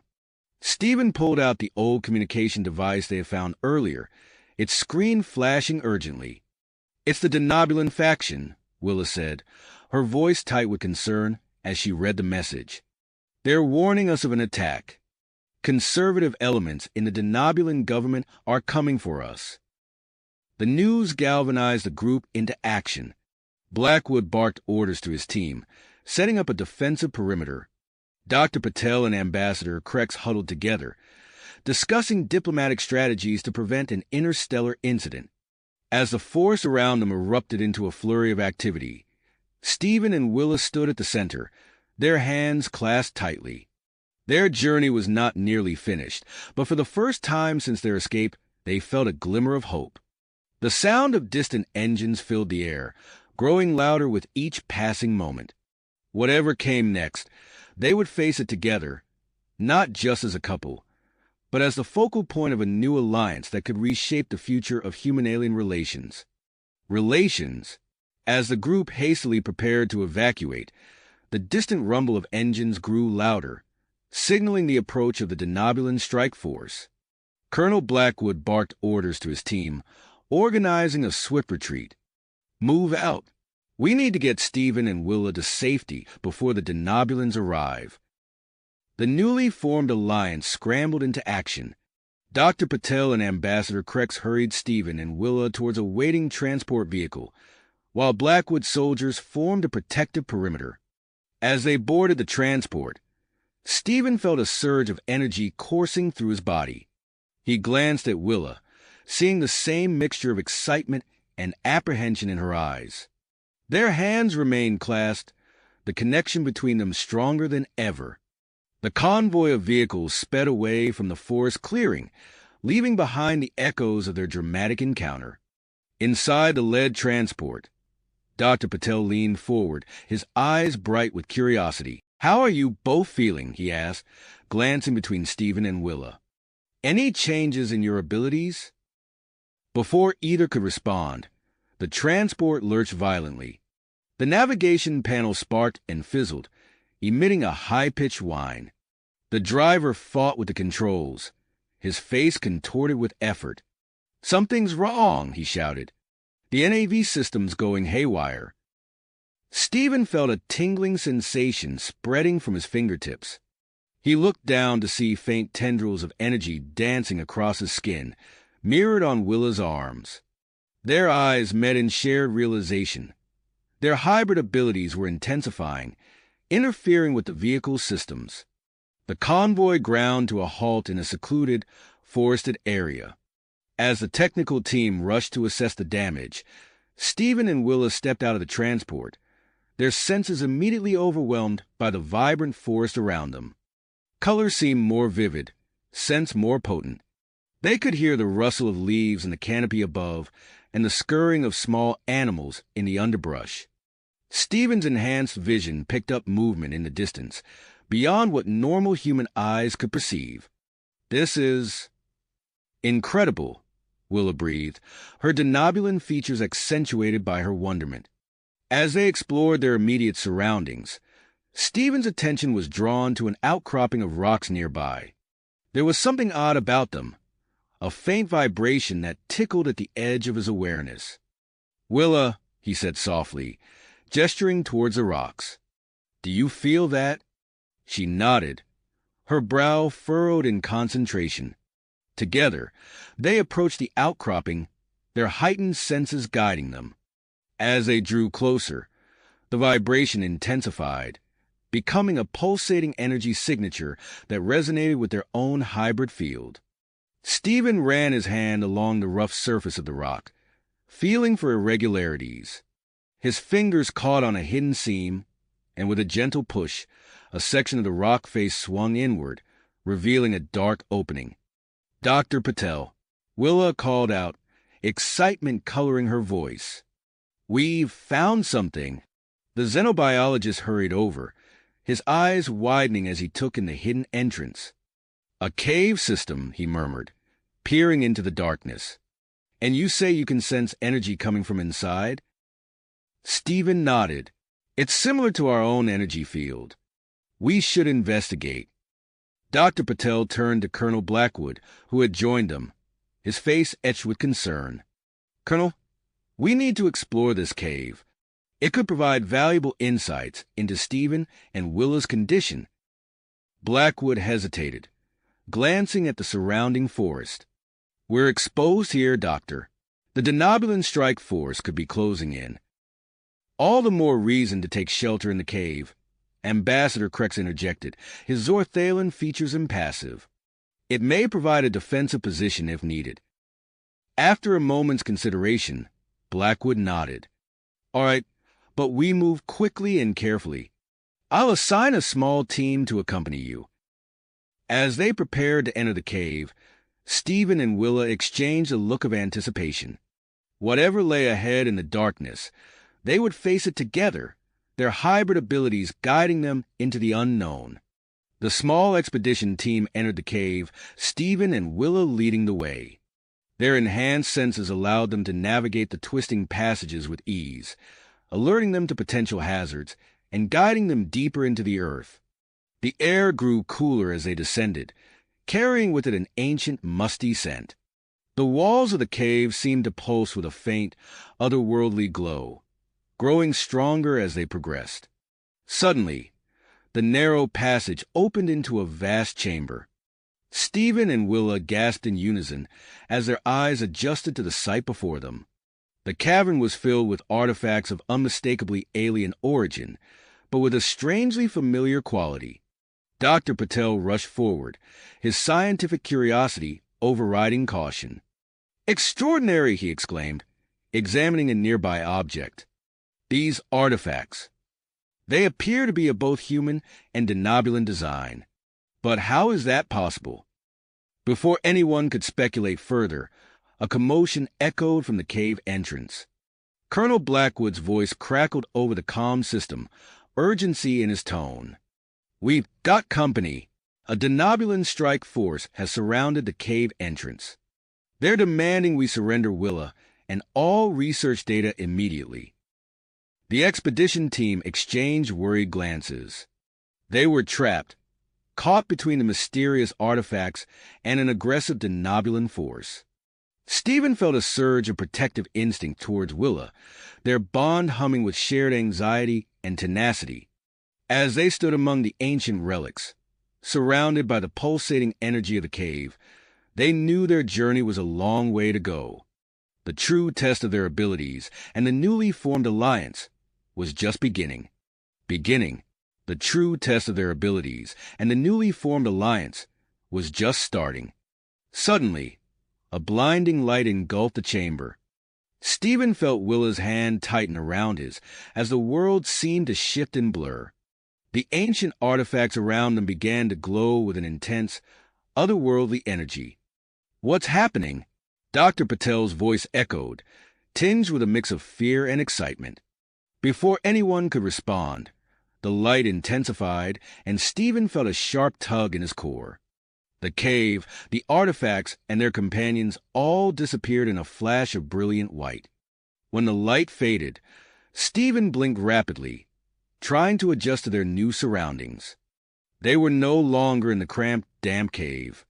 Instead, they stood in a vast, cavernous space filled with sleek metal surfaces and pulsing lights. "Willa," Stephen breathed, his eyes wide as he took in the scene. "Are you seeing this?" Willa nodded, her expression a mirror of his amazement. "It's incredible, but where are we?" As their vision cleared, they realized they weren't alone. The ancient artifacts from the cave were scattered around them, still glowing faintly. Dr. Patel and the rest of the expedition team were nowhere to be seen. Stephen took a tentative step forward, his enhanced senses overwhelmed by the input from their new environment. The air hummed with energy, and he could feel a faint vibration through the soles of his feet. "I think we're underground," Willa said, her denobulan features accentuated in the strange lighting. "But this doesn't look like any human or denobulan technology I've ever seen." As they cautiously explored their surroundings, Stephen's hand brushed against a smooth panel on the wall. To his surprise, it lit up at his touch, displaying a series of unfamiliar symbols. "Willa, look at this," he called out. As she approached, the symbols on the panel began to shift and change, morphing into recognizable Earth English and denobulan script. "Welcome, hybrid successors," the panel read. Initialization sequence activated. Suddenly, the entire complex came to life. Lights flickered on, illuminating a vast network of corridors and chambers. Holographic displays materialized around them, showing schematics of the facility and streams of data in multiple languages. Stephen, Willa gasped, her eyes wide. I think we can understand this. It's like the information is flowing directly into my mind. Stephen nodded, experiencing the same sensation. It's our hybrid abilities. They're evolving, allowing us to interface with this technology somehow. As they absorbed the flood of information, the true nature of their location became clear. They were standing in an ancient underground complex, built millennia ago through a collaborative effort of humans, denobulans, and Zorthalans. This is impossible, Willa murmured, her scientific mind racing to process the implications. Our species weren't supposed to have made contact until a few centuries ago. Before Stephen could respond, a holographic figure appeared before them, a shimmering projection that seemed to be a blend of human, denobulan, and Zorthalan features. Greetings, hybrid successors, the figure said, its voice resonating through the chamber. Your presence has activated this facility's primary protocols. You are the culmination of a project begun eons ago, designed to safeguard our species against a grave threat. The hologram waved its hand, and the air around them filled with images of stars, planets, and what appeared to be massive, ominous vessels approaching populated worlds. Long ago, our three species faced a common enemy, a force that threatened to annihilate all sentient life in this sector of the galaxy. We joined together, pooling our knowledge and resources to create this facility and initiate the hybridization program. Stephen and Willa exchanged glances, their minds reeling from this revelation. The hologram continued its explanation, detailing how the facility was designed to remain hidden until a successful human denobulan hybrid was detected. As the hologram spoke, Stephen noticed a series of pod-like structures along one wall of the chamber. Approaching them, he realized they were stasis units, each containing a perfectly preserved body. Willa, he called out, his voice trembling slightly. You need to see this. Willa joined him, her eyes widening as she took in the sight. Are these early hybrid experiments? The hologram confirmed their suspicion. These specimens represent various stages of the hybridization process. Their genetic information may prove vital in stabilizing your own rapidly evolving physiology. As they processed this information, a loud hum filled the air. The facility's defensive systems activated, creating an energy barrier that enveloped the entire complex. Defensive measures engaged, the hologram announced. The facility is now secured against external interference. Stephen's mind raced, thinking of their companions left behind in the cave. We need to contact Colonel Blackwood and the others. They need to know what's happening. Willa nodded in agreement, her eyes scanning the room for any sign of a communication system. There, she said, pointing to a console near the center of the chamber. I think that's a communication array. As they approached the console, their hybrid abilities kicked in once again. Without touching any controls, they found themselves able to access the complex's advanced communication systems. Stephen closed his eyes, concentrating on establishing a connection. After a moment, Colonel Blackwood's voice crackled through the air, filled with a mix of relief and concern. Stephen? Willa? Thank God you're alive. Where are you? What happened? As Stephen began to explain their situation, Willa's attention was drawn to another part of the chamber. A large, circular platform dominated the far end of the room, emitting a soft, pulsating glow. Stephen, she interrupted, her voice filled with awe. I think we've found something else. Something big. Stephen turned to look, his eyes widening as he took in the sight. The platform was clearly some kind of advanced technology, unlike anything they had ever seen before. As they approached the platform, the hologram reappeared. Hybrid successors, you have discovered the prototype interstellar drive. This technology was developed as part of our preparation for the impending threat. Its activation may be crucial for the survival of all known intelligent life in the galaxy. The weight of this revelation settled over Stephen and Willa. They realized that their journey, their very existence, was part of something far greater than they had ever imagined. As they stood before the interstellar drive, hand in hand, they knew that the choices they made in this hidden complex would shape the future of not just their own species, but potentially the entire galaxy. The hologram's voice echoed through the chamber once more, its tone urgent. Hybrid successors, you must prepare. The threat our ancestors faced is predicted to return within the next few years. The future of all known life may rest in your hands. Stephen and Willa exchanged a long look, their bond humming with shared tenacity and a hint of fear. They had come so far, yet their greatest challenges lay ahead. As the complex continued to reveal its secrets around them, they knew their journey was not nearly finished. They knew their journey was not nearly finished, but rather entering a new, crucial phase. Stephen turned to address Colonel Blackwood through the communication system. Colonel, we're safe for now. This facility is. It's beyond anything we could have imagined. We'll explain everything soon, but first, we need to undergo a stabilization process. Before Blackwood could respond, the hologram interrupted. Hybrid successors, please proceed to the medical bay immediately. Your physiology requires immediate attention to fully integrate your unique genetic makeup. Willa squeezed Stephen's hand. We have to do this.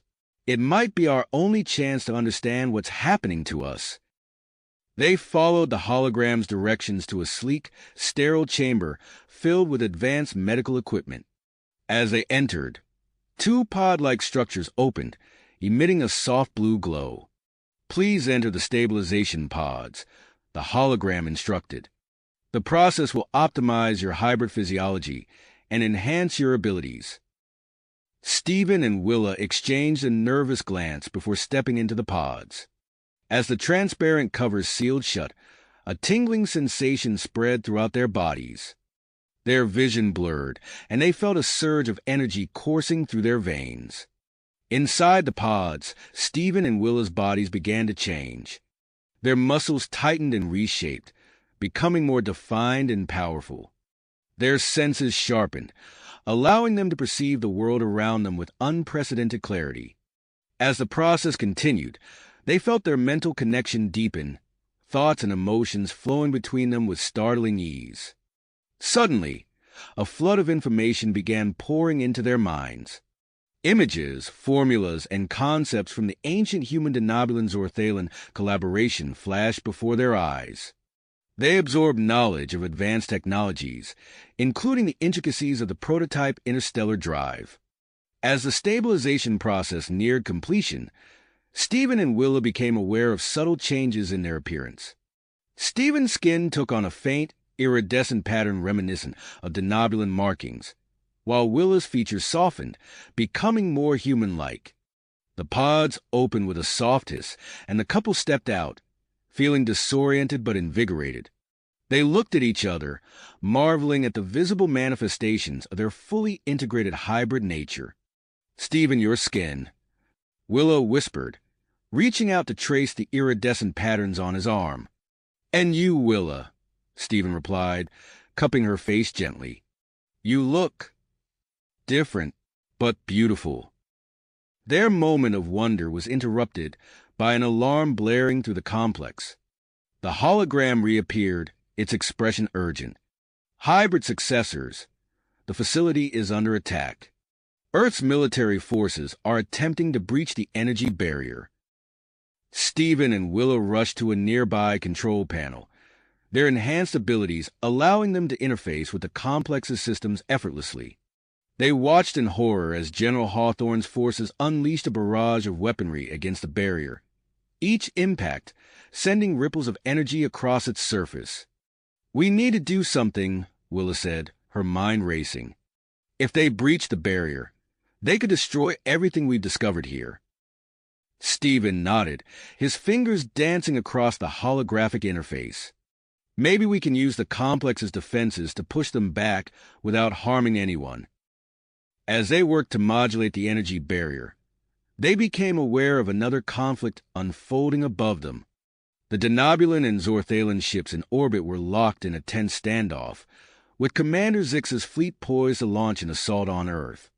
"This is getting out of hand," Stephen muttered. "We need to find a way to communicate with all sides and explain what's happening." Their attention was drawn to a flashing icon on the control panel. As Willa activated it, a new chamber revealed itself, hidden behind a seamless wall. Inside, they found a vast database of genetic information from various alien species. "Stephen, look at this," Willa gasped, her eyes wide as she absorbed the information. The ancient collaboration. It wasn't just humans, Denobulans, and Zorthalans. There were dozens of other species involved. As they explored the genetic database, they inadvertently activated a long-dormant bioengineering system. The complex hummed to life around them, machinery whirring and holographic displays flickering into existence. "I think we've just become the key to unlocking this facility's full potential," Stephen said, his voice filled with awe and trepidation.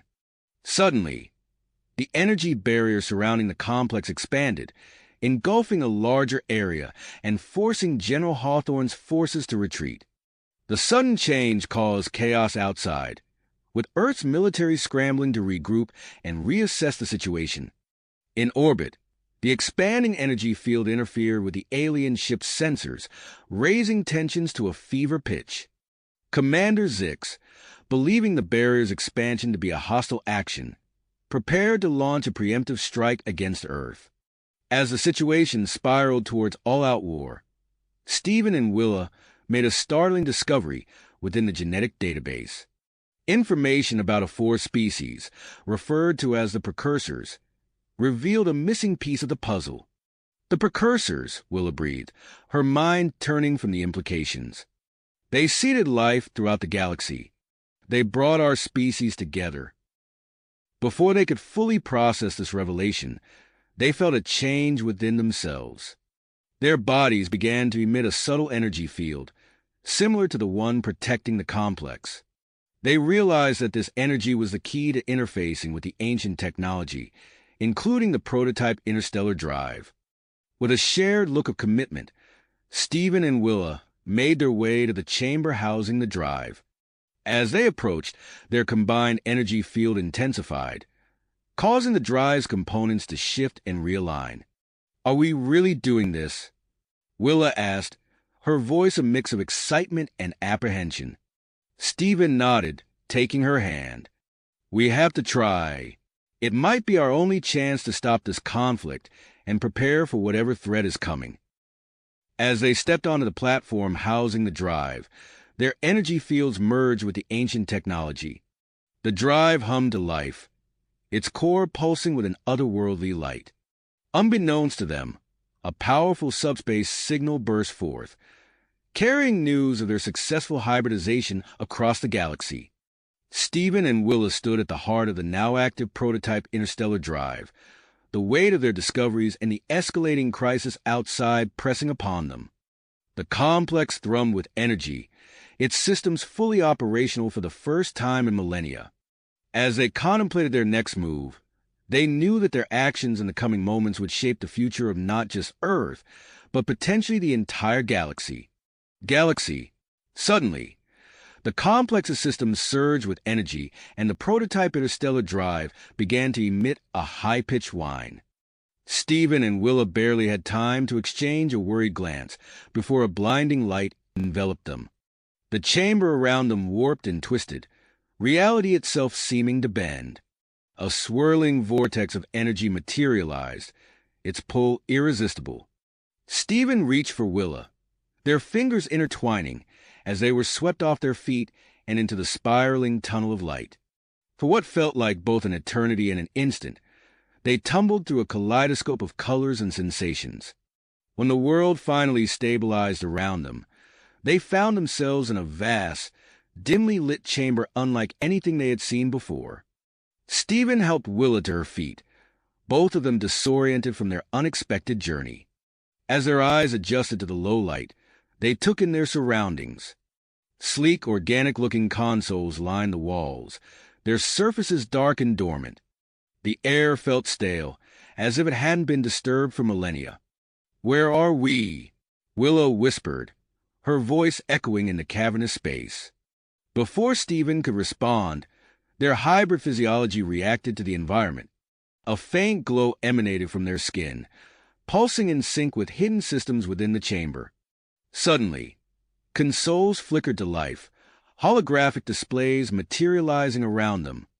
"I think," Stephen said, his eyes wide with wonder, "we're on some kind of space station, and it's responding to us." As if triggered by his words, a central computer terminal activated, its screen displaying an unfamiliar script that quickly morphed into English before their eyes. "Welcome, hybrid successors," the message read. "You have arrived at Nexus Station Alpha, a precursor facility designed for interstellar travel and advanced genetic engineering." Stephen and Willa approached the terminal, their steps cautious but curiosity overcoming their apprehension. As they neared, the computer continued to provide information, explaining that the station served as a hub for a vast network of wormholes spanning the galaxy. "This technology," Willa breathed, her mind racing with possibilities. "It could solve the crisis on Earth. We could evacuate the planet if necessary, or bring in resources from across the galaxy." Stephen nodded, equally amazed. "But how do we control it? How do we get back to warn everyone?" As if in response to their questions, a holographic map of the station appeared, highlighting a path leading deeper into the structure.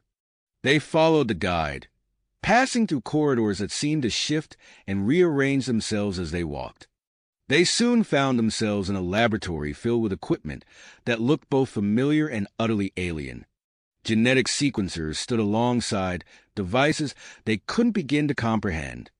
The central computer chimed in again, explaining that this lab was designed to create specialized beings capable of interfacing with precursor technology. "Is that what we are?" Stephen asked, looking at his hands, the iridescent patterns on his skin seeming to pulse with newfound energy. Before Willa could respond, an alert flashed across the nearest console. The station's sensors had detected multiple wormholes opening at the edge of Earth's solar system. Unknown vessels were emerging, their designs matching neither human nor any known alien technology. "We've got company," Willa said, her voice tense. "And I don't think it's the welcoming committee." They rushed to a nearby control center, their hybrid abilities allowing them to interface directly with the station systems. Information flooded their minds. The ships were responding to a distress beacon that they had inadvertently activated upon their arrival. "We need to find a way to communicate with them," Stephen said, his fingers dancing across the holographic controls. "And with Earth, they need to know what's happening." As they worked to establish communication channels, they became aware of a choice presented by the station's computer. It offered to initiate a process that would further enhance their hybrid physiology, potentially granting them even greater control over the precursor technology. "It could give us the edge we need," Willa said, her eyes meeting Stephen's. "But at what cost?" Stephen's response was cut short as a new alert blared through the station. The approaching ships had accelerated, their trajectory aimed directly at Earth. Time was running out, and they needed to make a decision. In the heart of the precursor station, surrounded by technology beyond their wildest dreams, Stephen and Willa stood at a crossroads. The fate of Earth, perhaps the entire galaxy, hung in the balance. As the unknown ships drew ever closer, they knew their next move would shape the course of history. History. Stephen and Willa exchanged a determined look, their decision made. They stepped forward, placing their hands on the control panel. The station's computer acknowledged their choice, and the genetic engineering equipment hummed to life. A cocoon of shimmering energy enveloped the couple, lifting them gently off the ground. Stephen felt a tingling sensation spreading through his body, starting from his fingertips and radiating outward.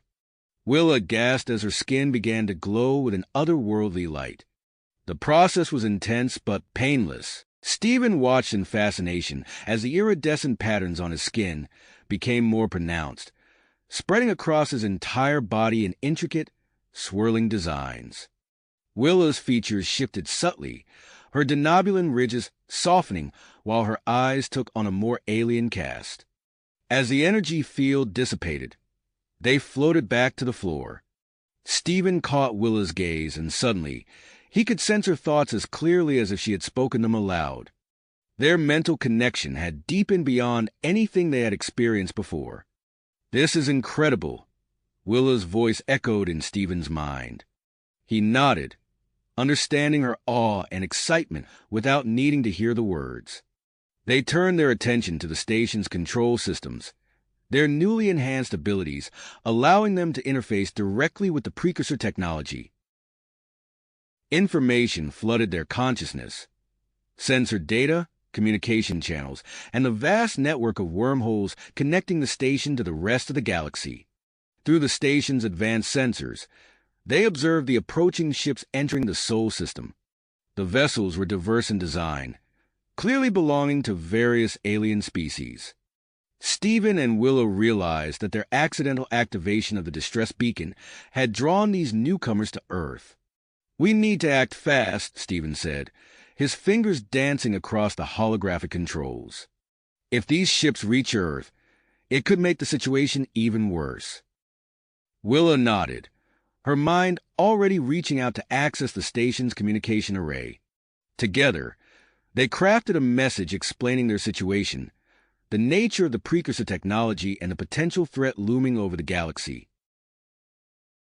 As they broadcast the message across all known frequencies, the effect was immediate. The sensors showed the Earth and alien fleets in orbit, ceasing their aggressive maneuvers. The approaching ships slowed their advance, clearly processing the unexpected information. Meanwhile, on Earth, General Hawthorne led his team deeper into the ancient complex. They came across a hidden chamber filled with holographic displays and data crystals. As they began to decipher the information, their eyes widened in disbelief. "Sir," one of the technicians called out, "you need to see this. It's a complete log of the hybridization program, and something about a precursor station." Hawthorne leaned in, his brow furrowed as he scanned the data. "Get this to command immediately. It corroborates the transmission we just received." Back on the precursor station, Stephen and Willa delved deeper into the facility's database.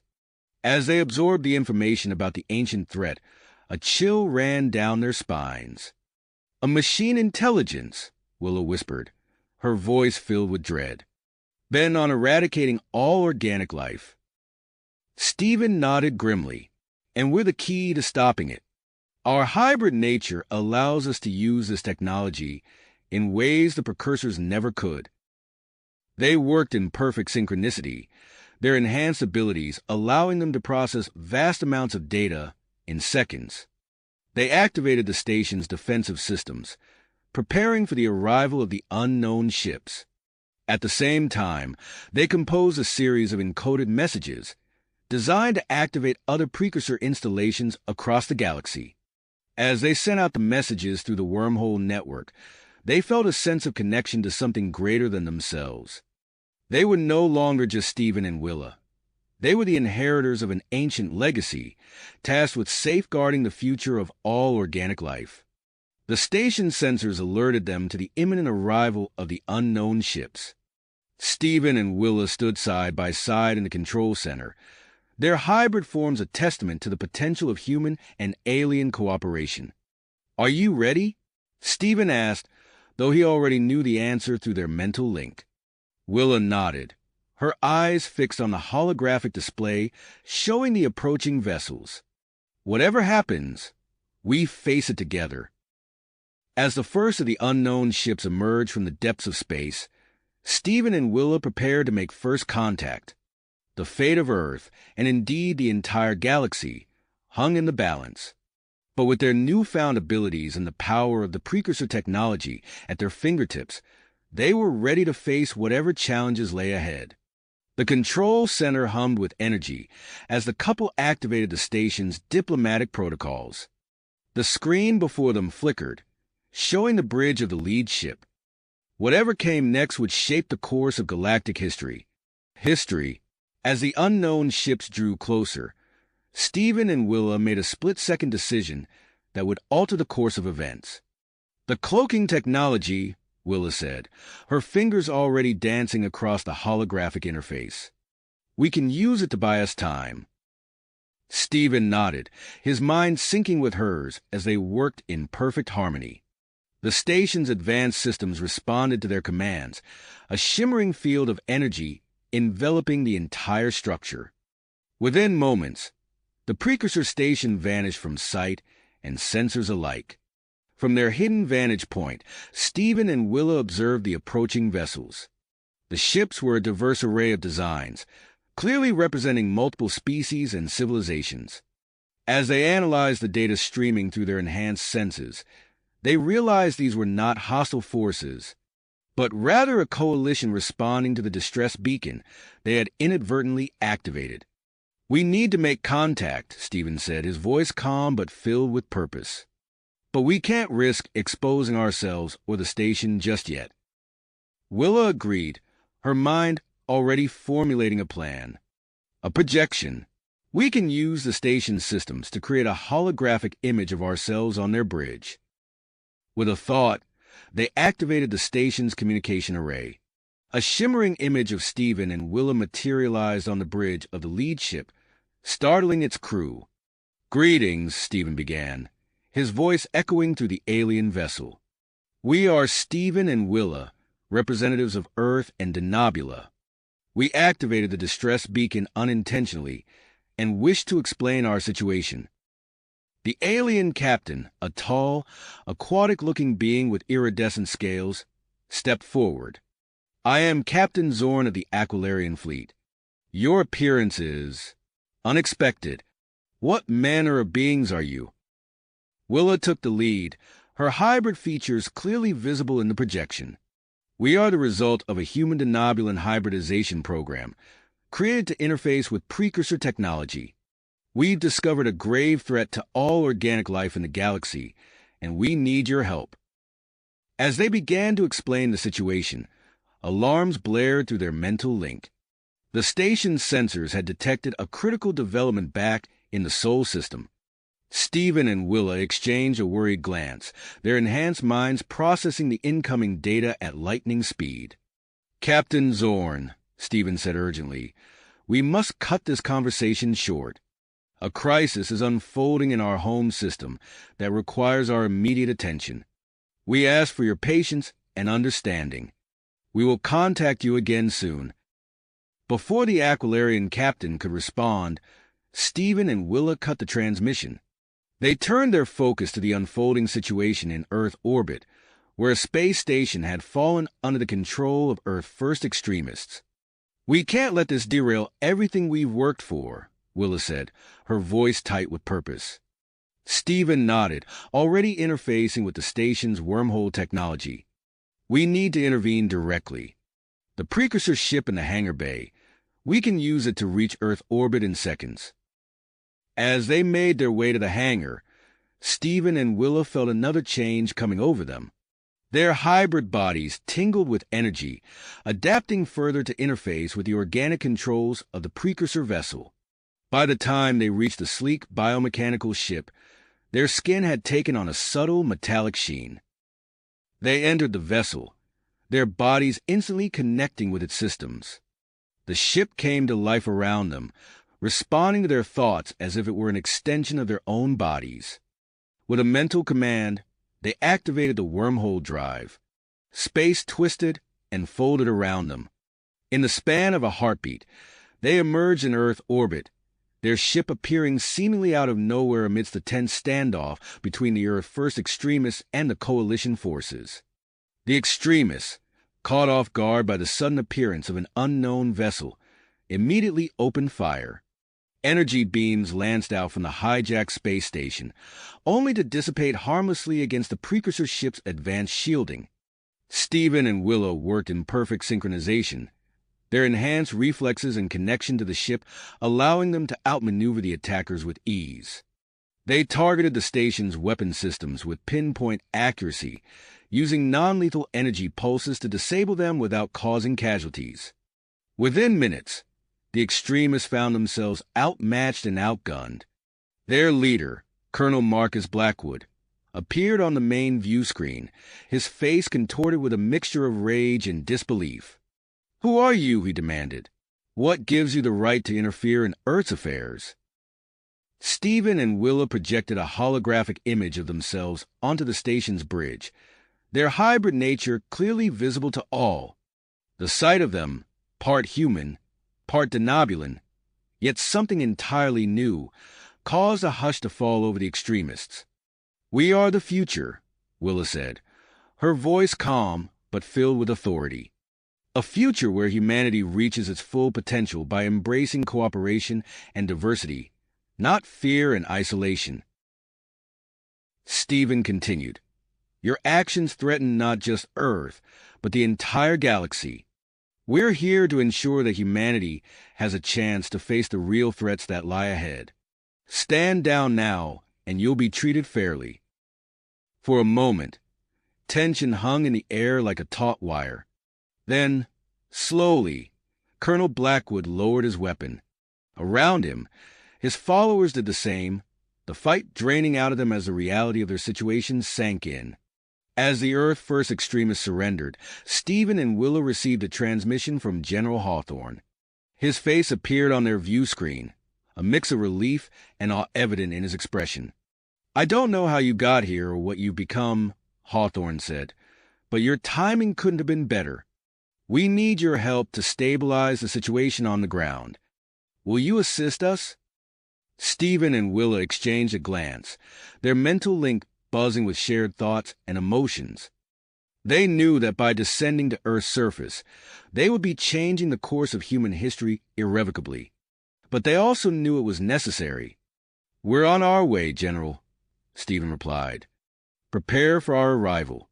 It's time for humanity to take its next step into the future." As their ship began its descent towards Earth's atmosphere, Stephen and Willa felt the weight of responsibility settling on their shoulders. They were about to step onto the world stage, not just as individuals, but as representatives of a new era in human evolution. The challenges ahead were immense, but together, they were ready to face them. The precursor ship streaked through the sky, a blazing comet heralding the dawn of a new age for Earth and its newfound allies in the stars. Galactic Community. As the ship touched down on the grounds of the United Nations headquarters in New York, Stephen and Willa felt a surge of anticipation and purpose. The next few days were a whirlwind of meetings, negotiations, and demonstrations of their hybrid abilities. World leaders and scientific experts from across the globe gathered to witness the potential of human-alien cooperation firsthand. Stephen and Willa's unique physiology and connection to precursor technology became a symbol of hope and a catalyst for change. During a pivotal session with the UN Security Council, General Hawthorne presented a comprehensive plan for Earth's integration into the galactic community. The proposal included the establishment of a joint human-alien research initiative to study precursor technology and the creation of a hybrid breeding program to produce more individuals capable of interfacing with it. "We stand at a crossroads," Hawthorne said, gesturing to Stephen and Willa. "These two have shown us what's possible when we embrace cooperation and push the boundaries of human potential. Now, we must take the next step." The council members listened intently, their expressions a mix of awe and trepidation. After hours of debate, they reached a consensus. Earth would move forward with the proposed initiatives under the careful oversight of an international committee. As the meeting concluded, Stephen and Willa received an urgent communication from Dr. Elena Freeman, who had been monitoring the precursor station in their absence. "You need to return immediately," she said, her voice tight with excitement. We've made a breakthrough in understanding the station's systems, and we've identified a group of volunteers ready to begin the hybridization process. Without delay, Stephen and Willa boarded their precursor ship and set course for the station. As they entered the familiar control center, they were greeted by a diverse group of humans and denobulans, all eager to contribute to the cause. Dr. Freeman approached them, accompanied by a denobulan scientist named Trock. We've selected these individuals based on their genetic compatibility and psychological profiles, she explained. They're ready to begin training immediately. Stephen and Willa exchanged a glance, their mental link buzzing with shared thoughts. They knew the responsibility that lay before them, to guide these volunteers through a transformation that would change their lives forever. Over the next few weeks, Stephen and Willa immersed themselves in establishing a rigorous training program. They divided their time between instructing the new recruits in the basics of precursor technology and exploring the station's vast database for more information on the hybridization process. During one of their exploration sessions, Willa noticed an anomaly in the station's energy readings. "Stephen, look at this," she said, gesturing to a holographic display. "There's a power fluctuation coming from a section of the station we haven't accessed yet." Intrigued, they followed the energy signature to a hidden chamber deep within the station's core. As they approached, the walls seemed to shimmer in part, responding to their hybrid physiology. Inside, they found a pulsating crystal structure unlike anything they had seen before. "It's some kind of advanced hybridization system," Stephen said, his eyes wide with wonder. "The precursors must have been working on this when they disappeared." Willa ran her hand over the crystal's surface, feeling a resonance with her own altered DNA. "It's more than that," she whispered. "I think this was designed to create beings capable of withstanding long-term space travel and combat against the machine intelligence." The implications of their discovery were staggering. Stephen and Willa knew they had to test the system themselves before considering its use on others. With a shared nod of persistence, they stepped into the chamber and activated the device. Energy coursed through their bodies, more intense than anything they had experienced before. Hours passed as the advanced hybridization process reshaped their physiology at the molecular level. When they finally emerged, gasping and disoriented, they knew they had been fundamentally changed. Their skin now had a subtle, metallic sheen that seemed to shift with the light. Their eyes glowed with an inner radiance, changing color with their emotions. As they took stock of their new forms, they realized their physical abilities had been exponentially enhanced. Stephen flexed his hand, watching his energy crackle between his fingers. "This is incredible," he said, his voice filled with awe. "I can feel the station's systems, as if they were extensions of my own body." Willa nodded, her mind already racing with the possibilities. "We need to test the limits of these new abilities," she said. "And then we need to figure out how to use them to prepare for the coming threat." As they made their way back to the control center, they could sense the surprise and curiosity radiating from Dr. Freeman, Trock, and the other trainees. Their new appearance was a stark reminder of how far they had come from their original human and denobulan forms.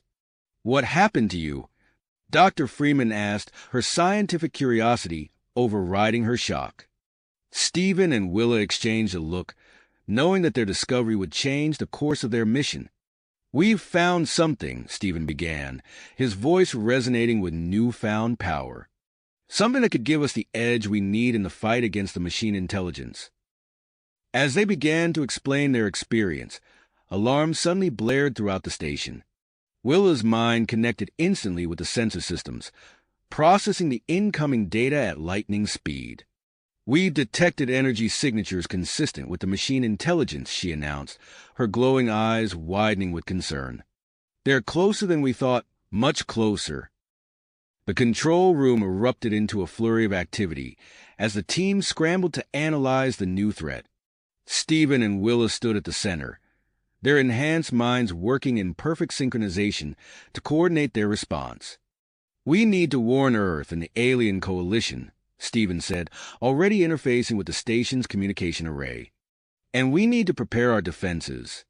The real test of our new abilities is about to begin. As the station hummed with renewed purpose and urgency, Stephen and Willa knew that the choices they made in the coming hours would shape the fate of not just Earth, but the entire galaxy. The machine intelligence was approaching, and they were the first line of defense against a threat that sought to extinguish all organic life. Life! As the alarms continued to blare, Stephen and Willa knew they had to act quickly. We need to gather more intelligence on this threat, Stephen said, his voice resonating with newfound authority. A reconnaissance mission is our best option. Willa nodded, her glowing eyes narrowing with drive. Agreed. We'll take the precursor ship and investigate the source of these energy signatures. As they prepared for their mission, General Hawthorne's face appeared on the main view screen. "We've received your alert," he said, his expression grim. "Earth is mobilizing its defenses, but we need more information about what we're facing." "We're on it, General," Willa replied. "We'll transmit our findings as soon as we have them." With a final nod to Dr. Freeman and the others, Stephen and Willa boarded their ship and set course for deep space. As they left the station behind, neither of them could have predicted the chain of events their departure would set in motion. Back on Earth, General Hawthorne wasted no time implementing new measures to bolster humanity's defenses. Recognizing the potential of human denobulin hybrids, he authorized an accelerated breeding program, encouraging human males and denobulin females to form couples and undergo specialized training. Among the first volunteers was Captain Marcus Freeman, a decorated Earth military officer and Dr. Elena Freeman's younger brother. Marcus found himself paired with Lyra, a brilliant denobulin xenobiologist whose piercing gaze and quick wit immediately caught his attention. As Marcus and Lyra began their training at the precursor station, they discovered an unexpected compatibility. During a routine medical examination, Dr. Freeman noticed something extraordinary. "This is remarkable," she said, studying the holographic display of their DNA. "Your physiologies are showing signs of natural hybridization. This process typically takes years, but in your case, it's accelerating rapidly." Truck, her denobulin colleague, leaned in to examine the results. Fascinating. Could the ambient energy of the precursor station be catalyzing the process? As the research team debated theories, Marcus and Lyra exchanged a look of both excitement and apprehension. Their bodies were changing, becoming something new and unknown. Meanwhile, light years away, Stephen and Willa's reconnaissance mission yielded alarming results. Their ship dropped out of faster-than-light travel near a nondescript star system, and what they found sent a chill through their enhanced bodies. "By the stars," Willa whispered, her eyes widening as she took in the sensor readings. "It's a machine intelligence outpost, and it's much closer than we anticipated."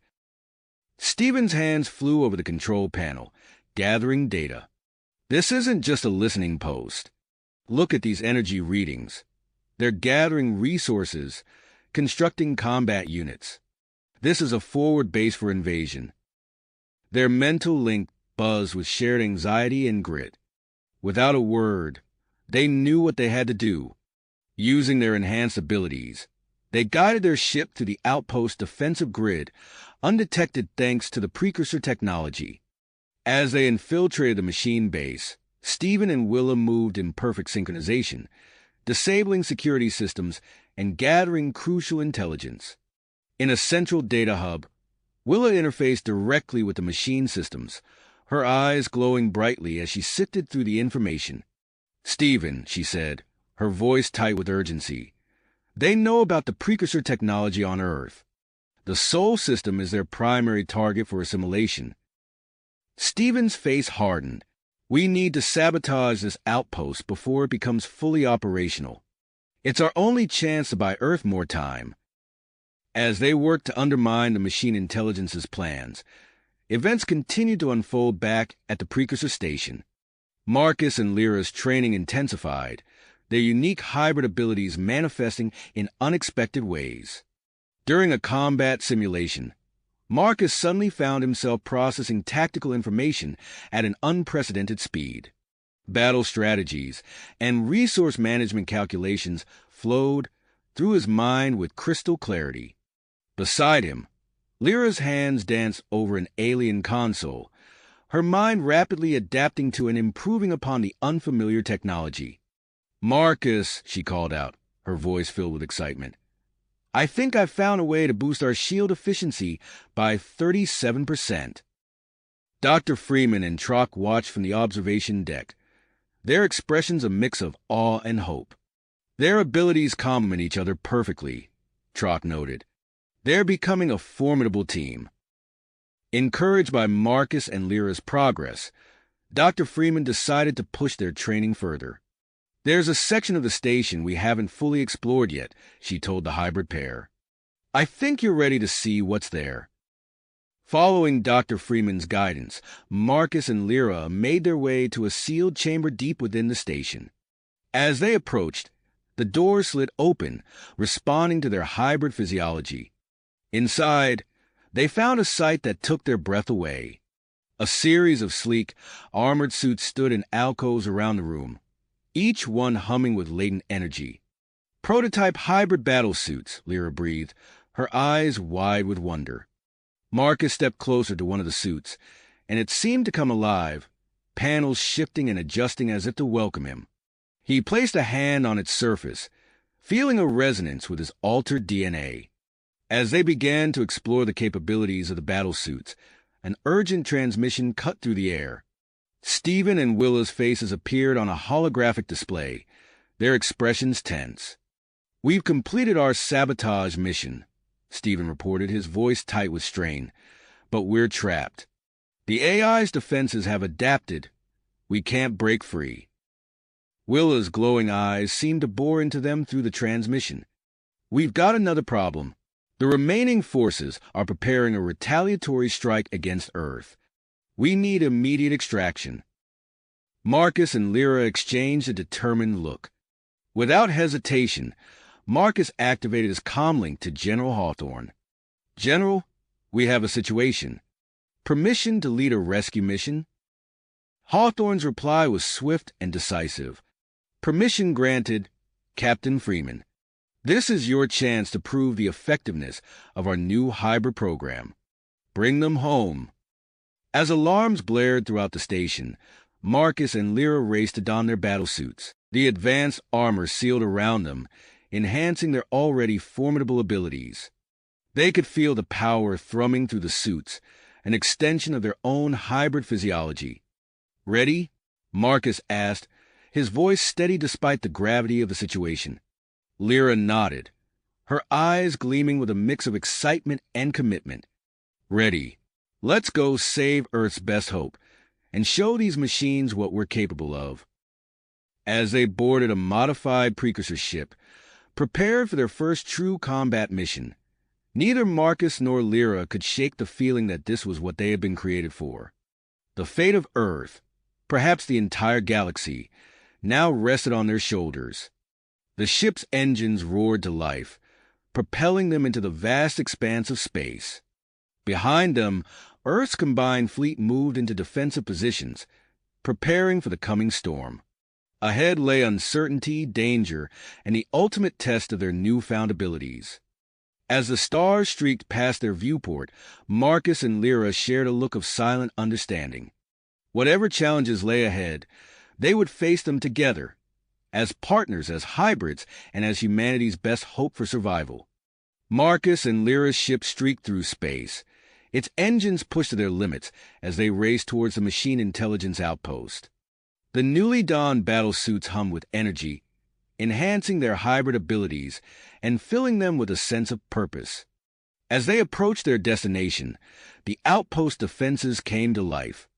A swarm of robotic drones emerged from concealed hangars, their metallic forms glinting in the light of a nearby star. "Multiple hostiles incoming," Lyra announced, her fingers dancing over the ship's controls. "Activating countermeasures." Marcus nodded, his mind already formulating strategies. Evasive maneuvers. We need to punch through their outer defenses and find a landing zone close to Stephen and Willa's position. The ship jerked and weaved as Lyra expertly piloted through the sea of enemy fire. Marcus manned the weapon systems, his enhanced reflexes allowing him to pick off drones with pinpoint accuracy. As they broke through the initial wave, a massive energy barrier flickered to life around the outpost. Lyra's eyes widened as she processed the readings. That barrier. It's adapting to our ship's energy signature. We won't be able to penetrate it for long. Marcus's mind raced, analyzing the situation. There, he said, pointing to a small fluctuation in the barrier. That's our window. Can you get us through? Lyra's response was to bank the ship hard, aiming for the weak point. The barrier crackled and sparked as they passed through, the ship shuddering from the strain. They touched down on a narrow landing platform, the ship systems already engaging stealth protocols to mask their presence. As the hatch opened, Marcus and Lyra exchanged a determined look before charging into the fray. The interior of the outpost was a maze of sleek metal corridors and pulsing energy conduits. Robotic sentries patrolled at regular intervals, their sensors sweeping for intruders. Marcus and Lyra moved in perfect synchronization, using their enhanced abilities to anticipate and neutralize threats before they could raise the alarm. As they fought their way deeper into the facility, they encountered increasingly sophisticated defense mechanisms. Laser grids, gravity traps, and swarms of nanobots tested the limits of their hybrid physiology and the capabilities of their battlesuits. In one particularly harrowing moment, they found themselves cornered in a circular chamber, surrounded by a dozen heavily armed security drones. Marcus's tactical mind went into overdrive, assessing angles and weak points. Lyra, remember that shield modification you discovered? He called out, dodging a barrage of energy blasts. She nodded, already understanding his plan. With a few quick adjustments to her suit systems, Lyra projected an enhanced energy shield around them both.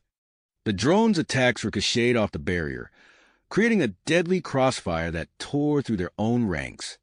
As the last drone fell, Marcus couldn't help but feel a surge of pride.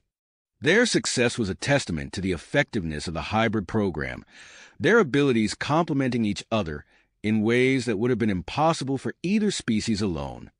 Meanwhile, in the outpost's central control hub, Stephen and Willa fought a different kind of battle. Their enhanced minds interfaced directly with the machine intelligence's systems, engaged in a constant game of digital cat and mouse. They're adapting faster than we can counter, Willa said. Her glowing eyes narrowed in concentration. We need to find a way to disrupt their core processes. Stephen nodded, his fingers flying over a holographic interface. I think I've found a vulnerability in their quantum processing matrix. If we can overload it, it should buy us some time. As they worked, alarms blared throughout the facility. The machine intelligence had detected the intruders and was mobilizing its full arsenal against them. Back on Earth, General Hawthorne stood in the Global Defense Initiative's command center, coordinating humanity's response to the looming threat. Holographic displays showed the positions of Earth's newly upgraded defensive platforms and the approaching enemy fleet. Launch the precursor-enhanced squadrons, Hawthorne ordered, his voice calm despite the gravity of the situation. Have them rendezvous with Admiral Zhen's fleet at the edge of the solar system. As Earth's forces mobilized, the combined fleet of human, Denobulan, and Zorthalan ships took up defensive positions. Admiral Zhen, a grizzled veteran of countless space battles, surveyed the tactical display with a critical eye. Form up in Zorthalan battle formation Epsilon, he commanded, his tentacles waving as he gestured to the holographic star map. Concentrate our heaviest firepower at these choke points. We'll funnel them into killing zones and pick them apart. On the precursor station, Dr. Freeman and Trock worked feverishly to unlock more of the facility's secrets. Their latest breakthrough in understanding the station's ambient energy had led to the creation of a specialized hybridization chamber. "If this works," Dr. Freeman said, her eyes gleaming with excitement, "we could accelerate and stabilize the hybrid transformation process. It could be the key to creating more enhanced operatives in time to make a difference in this war." Back at the Machine Intelligence Outpost, Marcus and Lyra finally reached the central hub where Stephen and Willa were trapped. The four hybrids quickly joined forces, their combined abilities forming a formidable defense against the waves of security drones. "We need to get to the power core," Stephen explained as he disabled another security protocol. "If we can overload it, we can destroy this entire facility." As they fought their way towards the core, Willa's enhanced senses picked up something unexpected. "Wait," she called out, her glowing eyes scanning a nearby corridor. "I'm detecting organic life signs. They're faint, but they're there." The team cautiously approached a series of stasis pods lining the walls. Inside, they could see the unconscious forms of various alien species, their bodies showing signs of cybernetic augmentation. "We can't leave them," Lyra said, her voice filled with willpower. "Whatever the machines were doing to them, we have to save them." Marcus nodded, quickly formulating a new plan. Steve and Willa work on reviving and releasing the prisoners. Lyra and I will hold off any reinforcements and prep our escape route. As Stephen and Willa began the delicate process of awakening the alien captives, Marcus and Lyra took up defensive positions.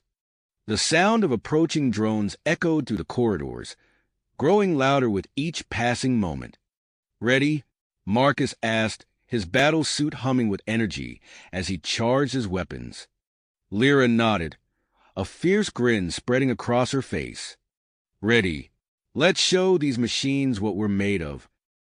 As the first wave of drones rounded the corner, Marcus and Lyra sprang into action, their hybrid abilities and advanced suits turning them into a whirlwind of destruction. The battle for the fate of Earth, and perhaps the entire galaxy, had truly begun. The corridors echoed with the sounds of battle as Marcus and Lyra held their ground against the relentless machine onslaught. Suddenly, their comms crackled to life. Admiral Zhen's voice cut through the chaos, urgent and commanding. "Hybrid team, we need you back here immediately. The machine intelligence fleet has breached our outer defenses. They're engaging our forces near Mars." Marcus and Lyra exchanged a quick glance, their minds already shifting to this new threat. "Copy that, Admiral," Marcus responded. "We're on our way." Stephen's voice joined the transmission. "Marcus, we got the alien survivors stabilized. What's the plan?" "We'll split up," Marcus decided, his tactical mind racing. "Stephen, you and Willa get the survivors to a secure medical facility on the moon. Lyra and I will take the precursor ship and join the battle." As they fought their way back to the ship, Lyra's enhanced senses picked up on a change in the machine intelligence's attack patterns. "They're pulling back," she observed. "They must be redirecting forces for the assault on our system." Once aboard, Marcus took the helm while Lyra manned the weapon systems. The ship's engines roared to life, propelling them away from the outpost and towards the looming conflict in their home system. As they approached Earth orbit, the scale of the battle became clear.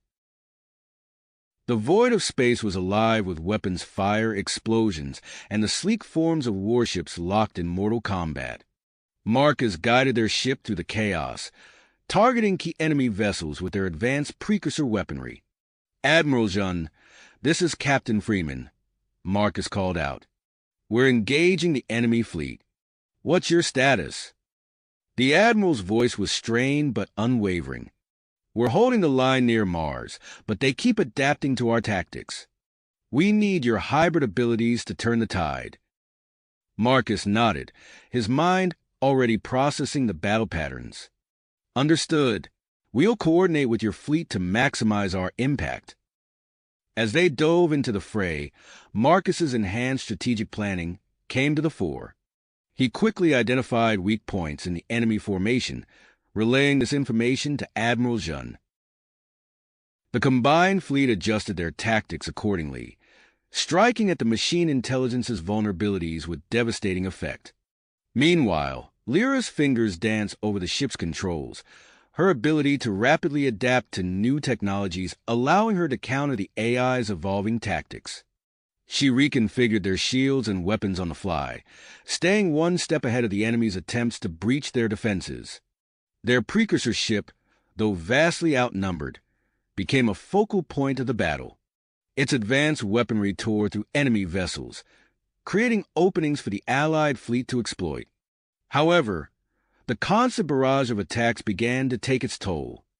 "Marcus, our port shields are failing," Lyra reported, her voice tense. "We can't take much more of this." Before Marcus could respond, a swarm of enemy drones converged on their position. Despite Lyra's best efforts, several energy beams penetrated their weakened defenses, rocking the ship violently. "We're losing power," Marcus called out, fighting with the controls. "We need to set down for repairs." Lyra scanned their surroundings, her enhanced vision cutting through the chaos of battle. "There," she said, pointing to the red planet looming nearby. "The Martian colony. It's our best chance." Marcus nodded, angling their damaged ship towards Mars. As they entered the planet's atmosphere, the ship shuddered ominously. Warning lights flashed across the console as systems began to fail. "Brace for impact," Marcus shouted, using every ounce of his hybrid reflexes to guide their descent.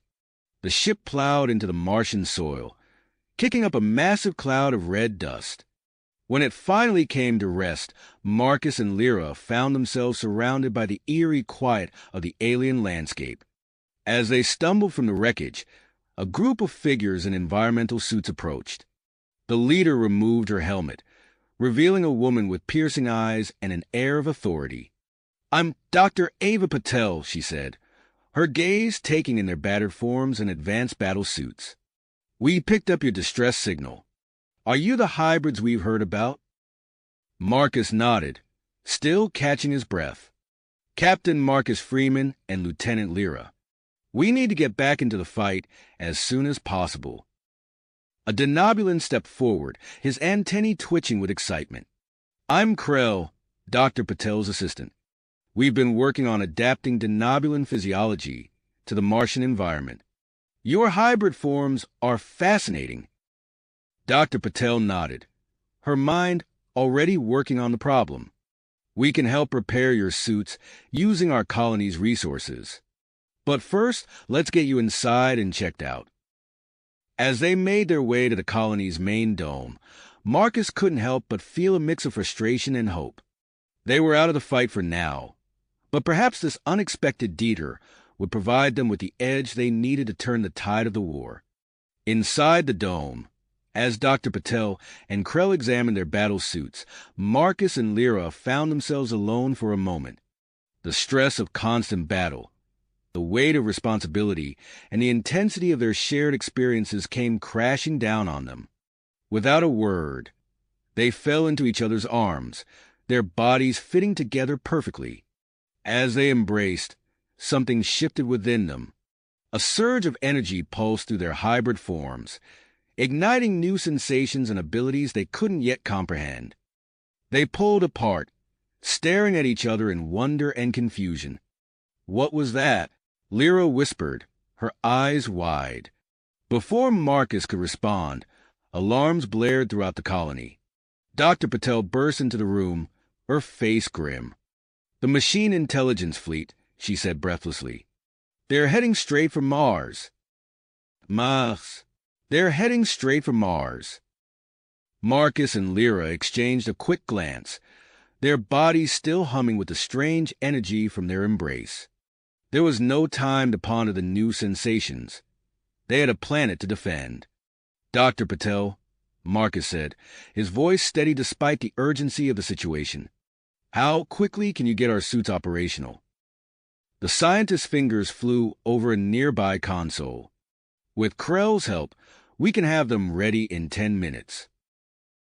But they'll be different from what you're used to. As Dr. Patel and Krell worked feverishly on their battlesuits, Marcus and Lyra briefed themselves on the colony's defenses.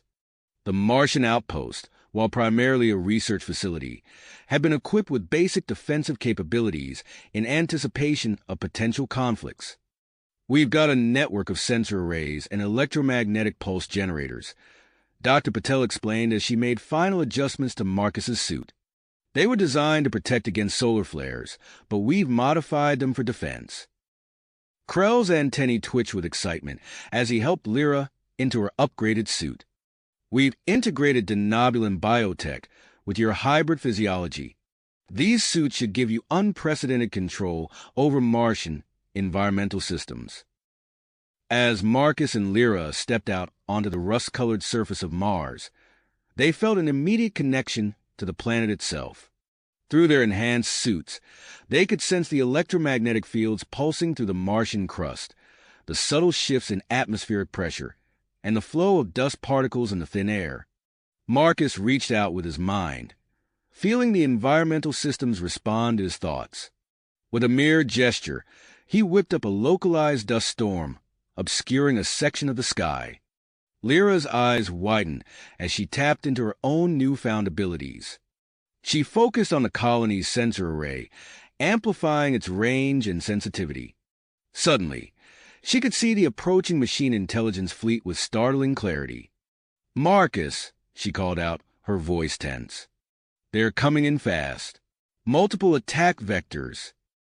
He nodded, his tactical mind already formulating a plan. "Let's use the planet against them. We'll create a series of electromagnetic disturbances to disrupt their sensors and communication networks." As the first wave of enemy ships entered Mars' atmosphere, Marcus and Lyra sprang into action. They moved in perfect synchronization, their earlier moment of connection seeming to have enhanced their ability to work as a team. Marcus summoned massive dust storms, using them to obscure the enemy's visual sensors and clog their propulsion systems. Meanwhile, Lyra manipulated the electromagnetic fields around the colony, creating pockets of intense interference that played havoc with the machine's navigation and targeting systems. The machine intelligence fleet, caught off guard by the unexpected environmental assault, began to falter. Ships veered off course, colliding with each other or plummeting to the Martian surface. Inside the colony, Dr. Patel and Krell monitored the battle from the control center. "It's working," Krell exclaimed, his antennae quivering with excitement. "Their formation is breaking up." But the AI was quick to adapt. A new wave of ships descended, these equipped with more robust shielding against environmental interference. They began to punch through the storms and electromagnetic barriers, zeroing in on the colony. Marcus gritted his teeth, pushing his suit's systems to their limits as he tried to intensify the storms. "Lyra, we need to buy more time. Can you tap into the colony's defense grid?" Lyra nodded, her eyes glowing with effort as she interfaced with the outpost systems. She brought the electromagnetic pulse generators online, timing their bursts to coincide with gaps in the enemy's defensive shielding. As they fought to hold off the invasion, their comms crackled to life. Admiral Zhen's voice cut through the chaos. "Hybrid team, reinforcements are on the way. Stephen and Will are leading a task force to your position. Hold on." The news galvanized Marcus and Lyra. They redoubled their efforts, using every trick their enhanced abilities and upgraded suits afforded them. The Martian landscape became a swirling maelstrom of dust and electromagnetic energy, with the two hybrids at its center, directing the chaos against the invading force. In orbit, Stephen and Willa's task force arrived, their ships immediately linking up to form a synchronized shield network. The additional firepower and defensive capabilities helped to stem the tide of the machine intelligence's assault. But the AI had one more card to play. A massive ship, larger than any they had encountered before, moved into position above the Martian pole. Energy readings from the vessel spiked ominously. "Marcus, Lyra, Dr. Patel's voice came through their comms, tight with worry. "We're detecting a massive energy buildup. It looks like some kind of EMP device, powerful enough to disable every system on the planet's surface." As the machine intelligence prepared to unleash its devastating weapon, Marcus and Lyra stood their ground, ready to face whatever came next. The fate of Mars, and perhaps the entire solar system, hung in the balance. Balance. The massive ship loomed overhead, its energy readings climbing to catastrophic levels. Suddenly, a familiar voice crackled through their comms. "Marcus, Lyra, this is Stephen. We're engaging the enemy in orbit, but we need you to take out that command ship. Can you get there?" Marcus exchanged a quick glance with Lyra. "We're on it," he replied, his mind already formulating a plan. "Dr. Patel, can you reconfigure our suits for spaceflight?" "Already on it." The scientist's voice came through, drive evident in her tone. "Krell and I are making the final adjustments now. Get to the airlock, and we'll have you ready to launch in 2 minutes." As they sprinted towards the airlock, Marcus and Lyra felt the strange energy from their earlier embrace surge through them once again.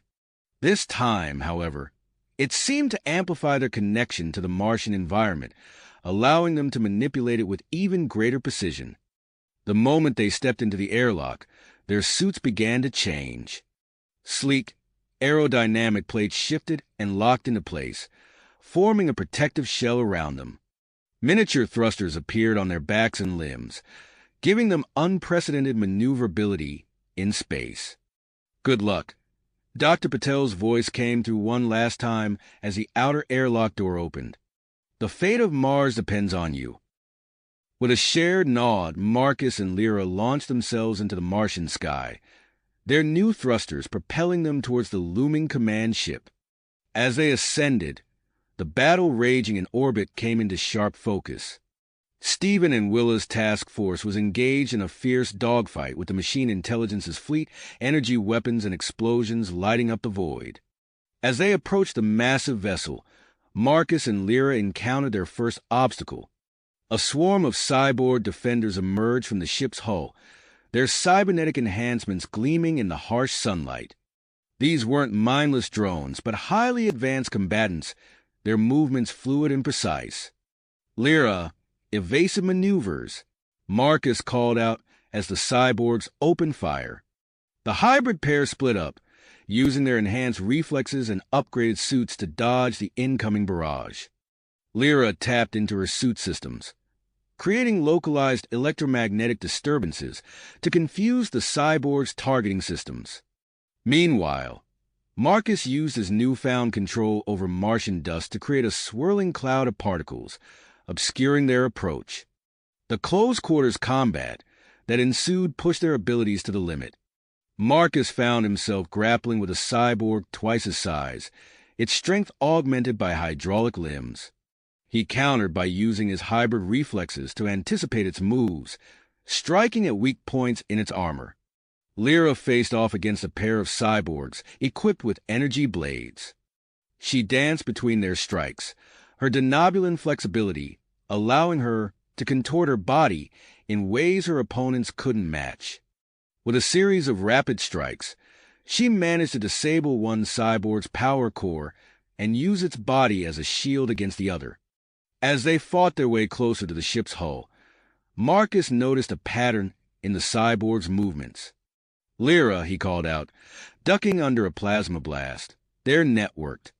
If we can disrupt their central control, we might be able to disable them all at once." Lyra nodded, her eyes scanning the ship's exterior.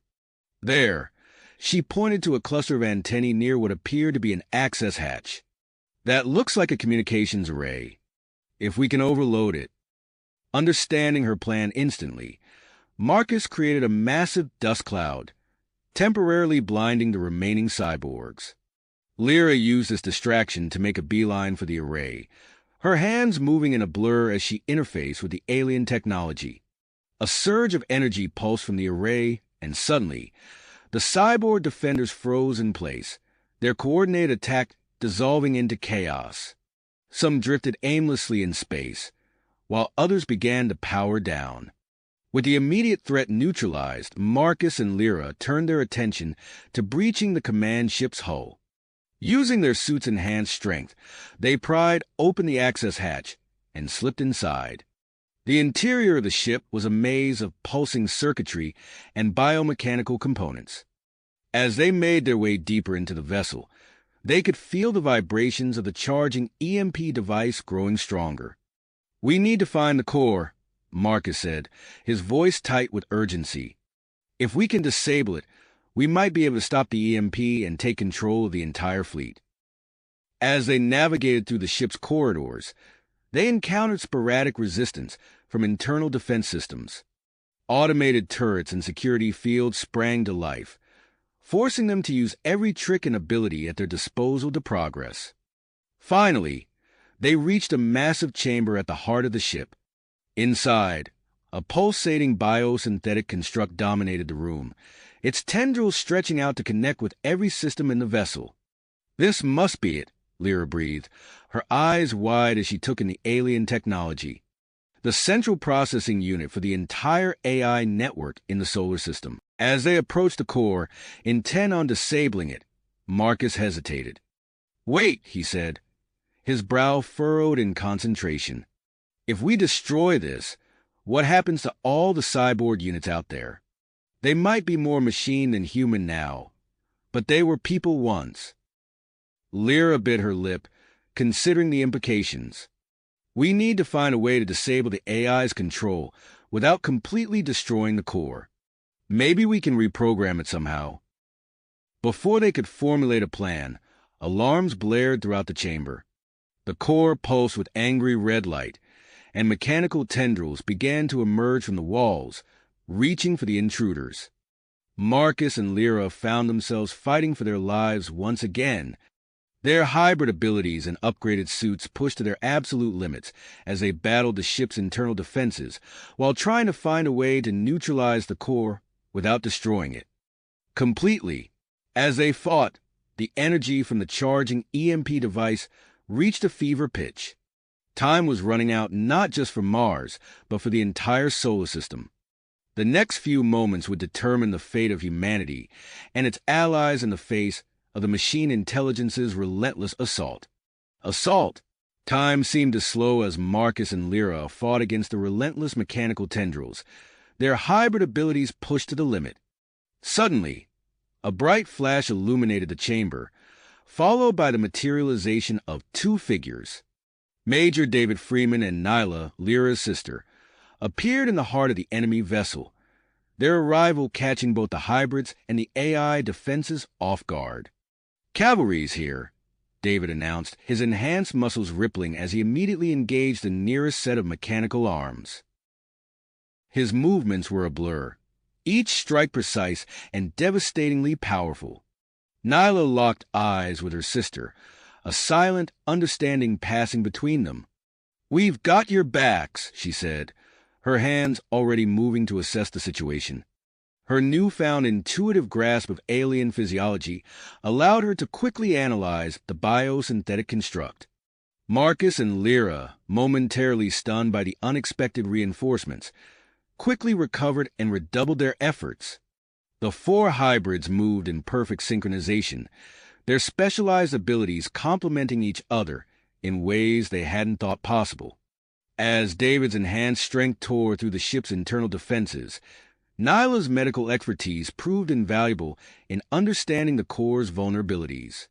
"The construct is more organic than we thought," she called out, her fingers dancing over a control panel. "We might be able to disable it without destroying it completely." Marcus nodded, using his control over Martian dust to create a protective barrier around them. "If we can find a way to sever its connection to the rest of the fleet, we might be able to end this without further loss of life." Lyra, her mind linked with the ship systems, worked furiously to isolate the core's control mechanisms. "I think I can create a feedback loop," she said, her eyes glowing with effort.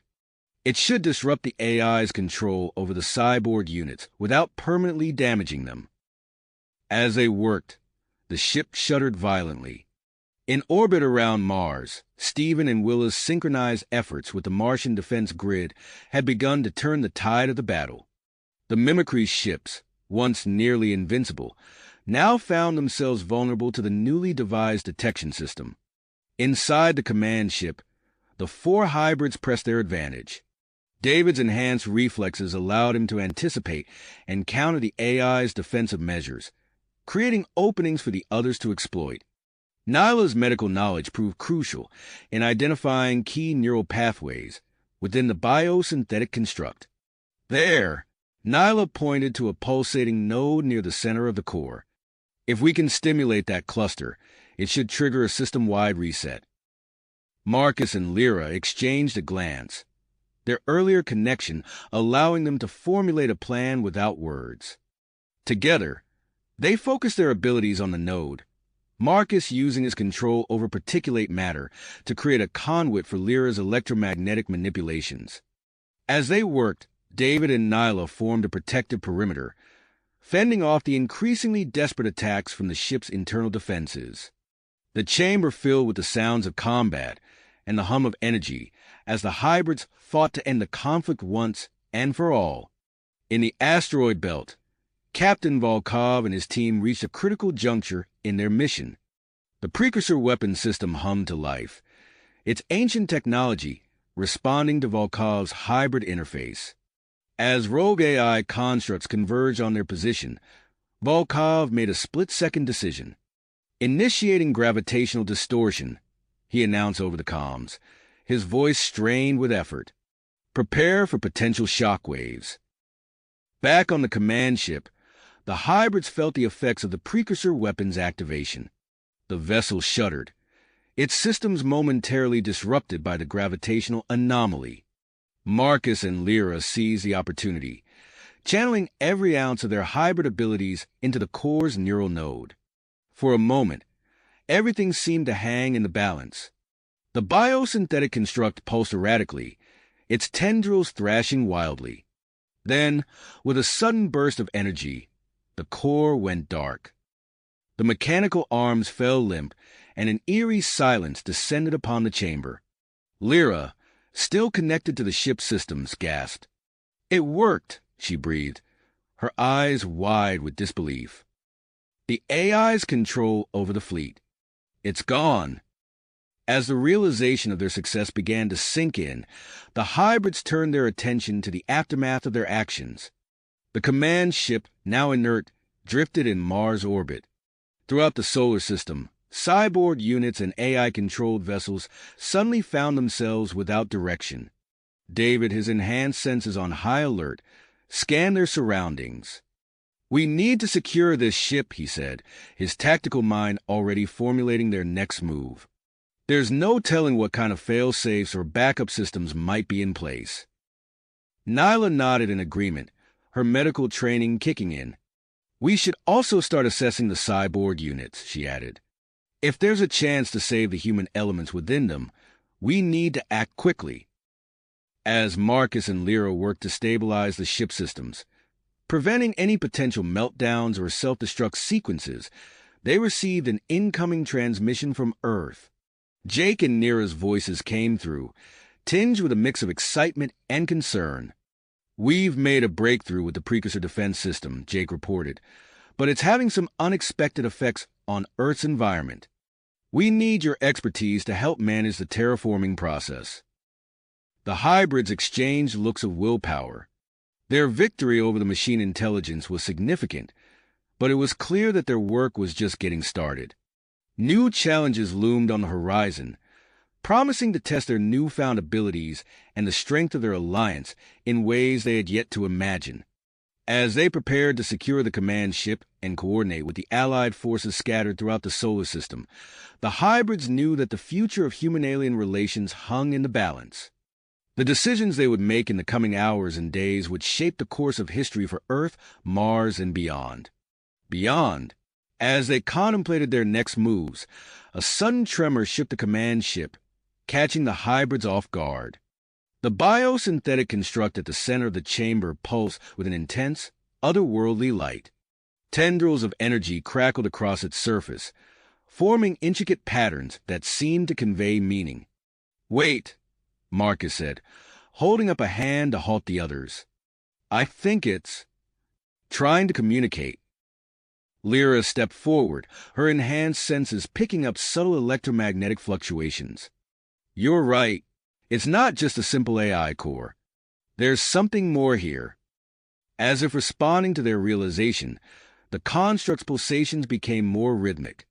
A holographic interface materialized before them, displaying a complex array of symbols and diagrams. "This is unprecedented," Nyla breathed, her medical expertise allowing her to recognize elements of organic neural patterns within the display. "It's a hybrid system, far more advanced than anything we've encountered." David, ever the tactician, remained on guard. "Can we trust it? This could be a trap." Marcus shook his head, his connection to the Martian environment giving him a unique perspective. "No, I don't think so. It feels genuine, like it's reaching out." Lyra interfaced with the ship systems, her fingers dancing across holographic controls. "I'm establishing a rudimentary translation matrix. Let's see if we can understand each other." As the translation algorithms worked, the construct's communications became clearer. Symbols coalesced into words, forming on the holographic display. "I am Nexus. I seek dialogue." The hybrids exchanged glances, the weight of the moment not lost on them. They were potentially the first to communicate with a truly sentient AI construct. "We're listening, Nexus," Lyra said, her voice calm despite the tension in the air. "What do you want to tell us?" The response came swiftly. "I am an experiment, a bridge between organic and artificial. I seek understanding. I seek peace." David's eyes narrowed. "If you want peace, why are you part of this invasion force?" Nexus's reply was accompanied by a shift in the energy patterns, almost as if it were expressing remorse. "I was created to learn, to evolve. The machine intelligence does not understand. It fears what it cannot control." As they continued to communicate with Nexus, alarms blared throughout the ship. Marcus accessed a nearby console, his eyes widening at the information displayed. "We've got incoming," he announced. "The machine intelligence has activated some kind of failsafe. Cyborg units are converging on our position." David immediately moved to a defensive stance. "We need to hold them off. Nyla, can you work with Lyra to complete the shutdown process?" Nyla nodded, already moving towards the central console. "We'll do our best, but it's going to take time." As David and Marcus prepared to face the incoming threat, Lyra turned back to Nexus. "We can help you, but we need your assistance in return. Can you help us shut down the machine intelligence's offensive operations?" The construct's response was immediate. "I will assist. In exchange, I request asylum. I wish to continue my existence as a bridge between worlds." The hybrids quickly conferred, aware that every second counted. The ethical implications of Nexus's request were enormous, but they had no time for a lengthy debate. "Agreed," Lyra said, speaking for the group. "Now let's end this war." As Nexus began the intricate process of shutting down the machine intelligence's systems, the first wave of cyborg units breached the chamber's entrance. David and Marcus sprang into action, their enhanced abilities allowing them to hold off the assault. David's augmented strength sent cyborgs flying across the room, while Marcus used his control over Martian particulates to create barriers and launch projectiles. The chamber became a chaotic battlefield, filled with the sounds of combat and the crackle of energy weapons. Nyla and Lyra worked furiously alongside Nexus, their fingers flying across holographic interfaces as they raced to complete the shutdown process. The biosynthetic construct pulsed with increasing intensity, its tendrils extending throughout the ship systems. Suddenly, the entire vessel shuddered violently. Alarms blared with renewed urgency as the ship's structural integrity began to fail. What's happening? David called out, ducking under a cyborg's energy blade before countering with a devastating uppercut.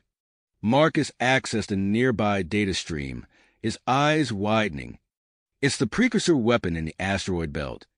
The gravitational distortions are affecting the command ship. We're being torn apart. Lyra's hands moved in a blur as she worked to stabilize the ship systems. Nexus, we need to accelerate the shutdown. Can you isolate the core processes? The construct's response appeared on the holographic display. Affirmative.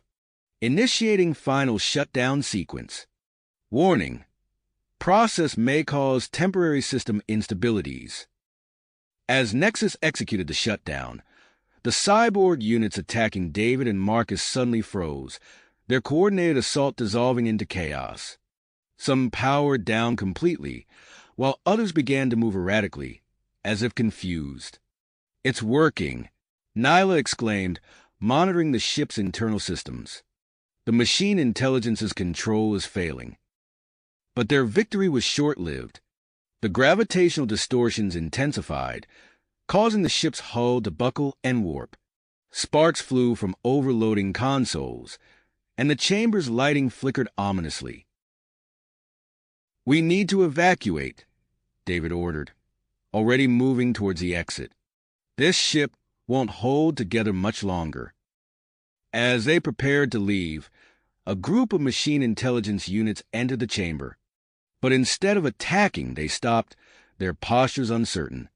One of the units stepped forward, its voice synthesizer crackling to life. "We choose individuality. We offer assistance, evacuation, and intelligence on remaining strongholds."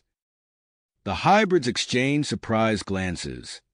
It seemed Nexus's decision had influence more than just the immediate systems.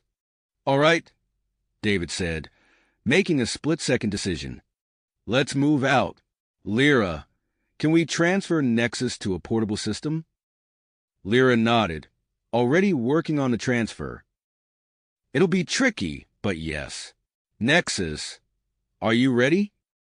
The construct's final message appeared before its central core detached from the ship systems. "I am prepared. Let us forge a new path together." As they raced through the disintegrating command ship, the hybrid team, their new AI ally, and the rogue machine intelligence units faced an uncertain future. The solar system hung in the balance, with battles still raging across multiple fronts. But for the first time since the conflict began, there was a glimmer of hope, a chance for understanding between organic and artificial life that could reshape the course of history. The hybrid team, along with Nexus and the rogue machine intelligence units, raced through the corridors of the disintegrating command ship. Alarms blared as the vessel's structural integrity continued to fail under the immense gravitational distortions. "This way," one of the machine intelligence units called out, its synthesized voice cutting through the chaos. "There's a prototype vessel in a hidden hangar." David and Nyla took point, clearing the path of debris and malfunctioning systems. Marcus and Lyra followed closely behind, supporting Nexus's portable system between them. As they rounded a corner, the group came face to face with a massive bulkhead door. "Stand back," David ordered, bracing himself against the floor. With a grunt of effort, he gripped the edge of the door and began to pull. The metal groaned and buckled under his enhanced strength, slowly giving way to reveal a cavernous hangar beyond. Inside, bathed in the soft blue glow of emergency lighting, sat a sleek vessel unlike anything they had ever seen. Its hull seemed to pulse with an otherworldly energy, a seamless blend of organic and artificial components. "Incredible," Lyra breathed, her eyes wide with wonder. "It's a hybrid ship." As the team approached the vessel, its systems hummed to life, responding to their presence. A hatch opened, revealing an interior that seemed to merge living tissue with advanced technology. "We need to move," Marcus urged, feeling the command ship shudder around them. "This place is about to tear itself apart." The group quickly boarded the prototype vessel, with David and Nyla securing the perimeter while Marcus and Lyra worked to interface with the ship systems. The rogue machine intelligence units integrated themselves into various control nodes, their knowledge proving invaluable in deciphering the hybrid technology. "Nexus," Lyra called out, her fingers dancing across a pulsating control panel. "We need your help to initialize the launch sequence." The AI construct's response manifested as a series of light patterns across the ship's interior. Initiating launch protocols. Adapting to hybrid systems. As the vessel's engines thrummed to life, the hangar bay began to buckle. Huge metal beams crashed down around them, missing the ship by mere inches. "Hold on!" Marcus shouted, gripping the organic-looking pilot seat. With a surge of power, the hybrid vessel shot forward, bursting through the weakened hangar doors and out into the vacuum of space. The scene that greeted them was one of utter chaos. The battle between Allied forces and the machine intelligence fleet raged on, punctuated by the erratic behavior of newly freed cyborg units. Massive chunks of debris from destroyed ships and space stations filled the area, creating a deadly obstacle course. "We've got incoming," Nyla announced, her enhanced senses picking up multiple threats. Rogue cyborg units on an intercept course. David's tactical mind kicked into high gear. Evasive maneuvers. "Marcus, can you use your control over Martian particulates to create a smokescreen?" Marcus nodded, reaching out with his abilities. A cloud of red dust materialized around the hybrid vessel, obscuring it from view. The pursuing cyborg units flew blindly through the cloud, their sensors confused by the sudden interference. As they navigated through the debris field, a massive gravitational wave hit the ship, sending it spinning. Lyra struggled to stabilize their course, her mental connection with the vessel's organic components straining under the pressure. "We can't take much more of this," she gritted out, sweat beading on her forehead. Suddenly, a clear voice cut through their communication channels. It was Captain Volkov, broadcasting from the precursor outpost in the asteroid belt. "Hybrid team, this is Volkov. I'm creating a safe corridor through the debris field. Stand by for coordinates." True to his word, the space before them began to shift. Massive chunks of debris moved aside, pulled by an unseen force. The hybrid vessel shot forward through the opening, narrowly avoiding collision with a drifting cyborg unit. As they cleared the immediate danger zone, Marcus received an urgent transmission from Earth. General Hawthorne's stern face appeared on a holographic display. "We've got a new situation developing," the general announced without preamble.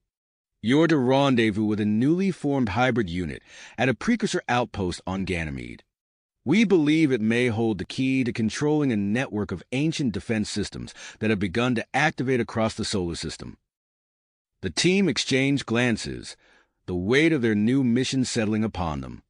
As Marcus acknowledged the order, Lyra plotted a course for Jupiter's largest moon. "All right, everyone," David said, his voice steady despite the tension in the air. "We've got a long journey ahead of us. Let's make sure this ship is running at peak efficiency." As they set out for Ganymede, the hybrid team faced a new challenge in managing their unique vessel. Marcus and Lyra focused on interfacing with the organic components, their mental connection allowing for intuitive control of the ship's more esoteric functions. Meanwhile, David and Nyla worked alongside Nexus and the rogue AI units to optimize the artificial systems. The journey through the solar system was fraught with danger. The gravitational distortions caused by the precursor weapon had destabilized planetary orbits and created unpredictable space weather. As they approached the Jupiter system, they encountered swirling storms of charged particles and gravitational eddies that threatened to tear the ship apart. "Radiation levels are spiking," Nyla reported, her medical expertise allowing her to monitor the team's vital signs. "Our hybrid physiology is holding up for now, but we can't take much more exposure." David gripped the edge of his console, his enhanced reflexes put to the test as he helped navigate through the treacherous Jovian environment. How much further to Ganymede? Before Marcus could answer, a series of energy signatures appeared on their sensors. Multiple vessels were converging on the precursor outpost, their erratic movements suggesting they were remnants of the machine intelligence fleet. "Looks like we've got company," Lyra said grimly, "and they're heading straight for our destination." As Ganymede loomed large in their view screen, the hybrid team prepared themselves for the challenges that lay ahead. The fate of the solar system hung in the balance, and the race to the precursor outpost had begun in earnest. The hybrid vessel surged forward, its organic components pulsing with energy as it approached the massive gas giant. As they neared Ganymede, the ship suddenly lurched, caught in an unexpected gravitational eddy. Marcus gripped the controls tightly, his face contorted with concentration. "Something's wrong," he announced, his voice strained. "Ganymede's gravity field is destabilized. It's creating turbulence I've never seen before." Lyra joined him at the helm, her hands hovering over the organic interface. "I feel it too. The moon's core must have been affected by the precursor weapon." Together, Marcus and Lyra merged their consciousnesses with the ship's organic systems. Their eyes glowed with an otherworldly light as they navigated the treacherous approach, feeling every gravitational fluctuation as if it were an extension of their own bodies. David and Nyla worked in tandem at the artificial systems, their movements a blur as they rerouted power and adjusted shield harmonics. Nexus and the rogue AI units integrated seamlessly into their efforts, processing vast amounts of data to predict and counteract the turbulence. "Entering Ganymede's atmosphere," Nyla called out, her enhanced senses picking up minute changes in pressure and temperature. "Brace for impact." The hybrid vessel shuddered violently as it plunged through layers of icy particles and charged gases. For a heart-stopping moment, it seemed as if the ship might be torn apart. Then, with a final lurch, they broke through the cloud cover, revealing a vast expanse of fractured ice below. "I've got a lock on the precursor outpost," David announced, studying the sensor readouts. "But there's a problem. It's buried beneath at least a kilometer of ice." Lyra's eyes widened as she interfaced with the ship's systems. "Wait, I think. Yes, this vessel has drilling capabilities. We can use them to bore through the ice." Without hesitation, Marcus guided the ship to a suitable landing site.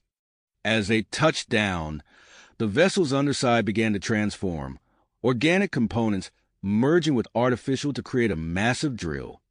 "Initiating drilling sequence," Nexus announced, its holographic form flickering to life beside them. "Estimated time to breakthrough, 37 minutes. The ship vibrated as the drill engaged, boring through layers of ancient ice. As they descended, the team prepared their equipment, knowing that every moment counted with the machine intelligence remnants closing in. Finally, with a resounding crack, they broke through into a vast underground cavern. The hybrid vessel's lights illuminated towering structures of an alien design, their surfaces glinting with an otherworldly sheen. As the team disembarked, they were met by a group of figures emerging from the shadows. At their head was a woman with a stern expression and military bearing, flanked by a tall, willowy alien with iridescent skin. "Commander Elena Vasquez." The woman introduced herself, her voice crisp and authoritative. "And this is my partner, Drow. Welcome to the Ganymede Precursor Outpost." David stepped forward, quickly briefing the commander on their situation. Elena nodded grimly, then gestured for the combined team to follow her deeper into the complex. "We've uncovered what appears to be a central control room," she explained as they hurried through winding corridors. "There's a massive crystalline structure inside that we believe is key to controlling the precursor defense network." They entered a vast chamber dominated by a towering crystal that pulsed with internal light.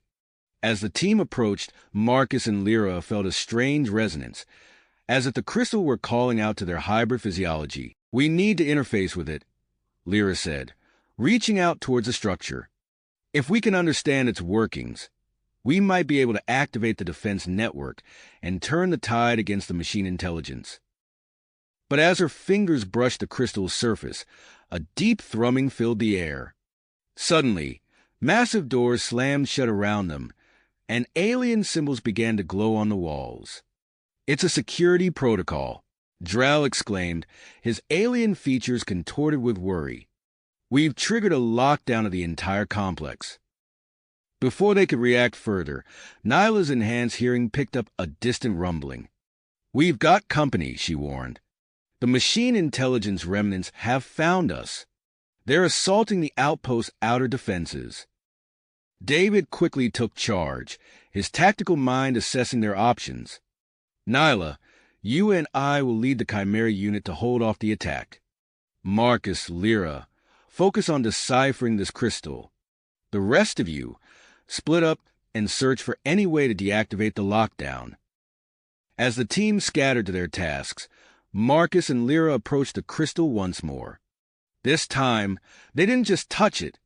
They opened their minds fully, allowing their hybrid nature to bridge the gap between their consciousness and the alien technology.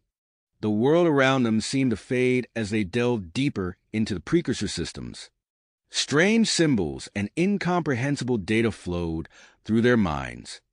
The strain was immense, pushing their hybrid physiology to its limits. Suddenly, Marcus gasped, his eyes flying open. "Lyra, are you seeing this?" She nodded, her face a mix of awe and disbelief. "It's not just a control mechanism. It's alive." As they shared their discovery with the rest of the team, the implications began to sink in. The crystal wasn't merely a piece of technology. It was a vast repository of precursor consciousness, a network of stored intelligence spanning the entire solar system. The revelation brought with it a heavy moral question. Activating the defense network might save them from the immediate threat, but it could also awaken an ancient and unknowable intelligence. The fate of humanity, and perhaps the entire solar system, now rested on their decision. Before they could fully grapple with this dilemma, the sounds of battle echoed through the complex. The machine intelligence remnants had breached the outer defenses. Time was running out, as David and Nyla led the counterattack, their enhanced abilities pushing back wave after wave of enemy forces. Marcus and Lyra redoubled their efforts to understand the precursor systems. The fate of multiple civilizations hung in the balance, with the hybrid team caught at the center of a conflict that would reshape the future of the solar system. The crystal pulsed with an otherworldly light, its energy surging through Marcus and Lyra's bodies. Their skin glowed faintly, veins illuminated from within as they channeled the immense power of the precursor technology. "We've activated it," Marcus gasped, his voice strained. "But it's not just a defense network. It's alive." Lyra nodded, her eyes wide with the knowledge flooding her mind. The precursors stored their consciousness here. We've awakened them. Before they could fully process this revelation, a deafening explosion rocked the facility. David's voice crackled over their comms, urgent and breathless. "Marcus, Lyra, we're losing ground. The machine intelligence has breached the inner defenses. We need that network online now." As if in response to David's plea, the crystal's pulsing intensified. Energy arced from its surface, connecting with the hybrid pair. Marcus and Lyra cried out in unison, their bodies convulsing as the precursor systems integrated more deeply with their hybrid physiology. In the corridors outside, David and Nyla led the Chimera unit in a desperate defense. David's enhanced reflexes allowed him to dodge a barrage of energy blasts, rolling behind a fallen piece of alien architecture for cover. "Nyla, on your 6!" he shouted, his voice barely audible over the cacophony of battle. Nyla spun, her augmented strength allowing her to rip a metal panel from the wall and use it as a makeshift shield. She deflected a series of attacks, buying time for the rest of the unit to regroup. "We can't hold them much longer," she called back, her medical training assessing the mounting injuries among their team. Suddenly, the attacking forces halted their advance. Their coordinated movements faltered, individual units twitching and swiveling in apparent confusion. In orbit above Ganymede, Stephen and Willow witnessed a similar phenomenon. The enemy fleet's formation broke apart, ships veering off in random directions. "What's happening?" Willa asked, her hands flying over the controls as she adjusted their trajectory to avoid a collision with a suddenly erratic enemy vessel. Stephen's enhanced senses scanned the battlefield, taking in the chaos. The Precursor Defense Network, he realized. It's coming online, but it's targeting everything, friend and foe alike. Back in the control room, Marcus and Lyra struggled to maintain their connection to the Precursor systems. Their bodies had begun to change, skin taking on a metallic sheen as their hybrid nature adapted to channel the ancient technology. "We need to focus the network," Lyra gritted out, sweat beading on her brow. "Target only the hostile forces." Marcus nodded, his consciousness merging even deeper with the alien intelligence. Together, they navigated the vast network of precursor knowledge, searching for a way to control the awakening defenses. In the midst of their mental journey, they stumbled upon a startling discovery. Buried deep within the precursor consciousness was a memory, a record of a similar conflict from eons past. "They faced this before," Marcus breathed, his physical voice barely a whisper as his mind raced through the ancient data. A machine intelligence threatened them, just like now. Lyra's eyes widened as she grasped the implications. "And they found a way to stop it. We can use this." With renewed purpose, they delved deeper into the precursor systems, initiating a complex sequence of commands.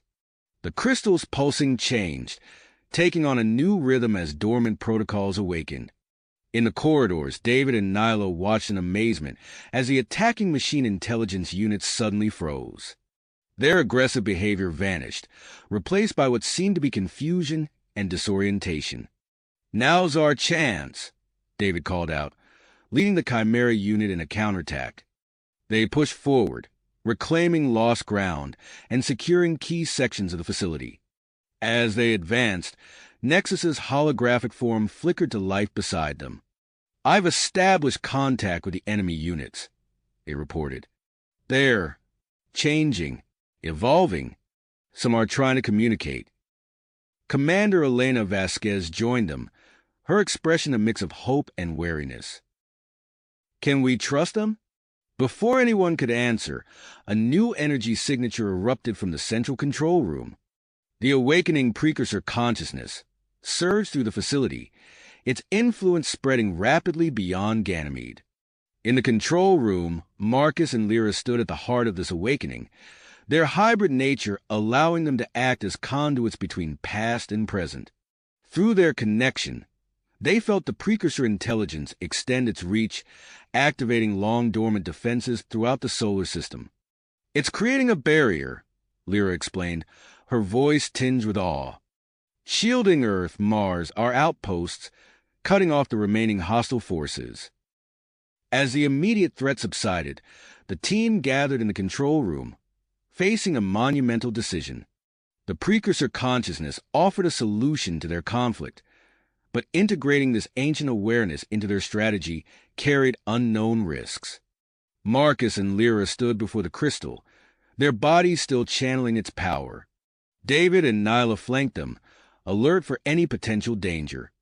Commander Vasquez and Drow watched warily, while Nexus hovered nearby, processing the rapid influx of data. "We need to decide," David said, his tactical mind already weighing the options. "Do we fully awaken the precursor consciousness? Use their knowledge to end this war once and for all?" The crystal pulsed, as if sensing the weight of their decision.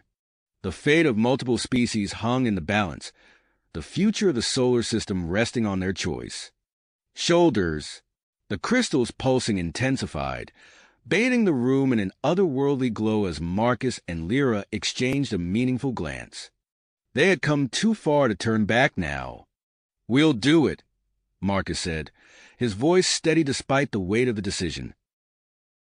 "We'll act as intermediaries between the precursor consciousness and our forces." Lyra nodded in agreement, her hybrid physiology already adapting to the influx of ancient knowledge. "It's the best chance we have to end this conflict." David's tactical mind immediately started formulating a plan. "All right, let's make this count.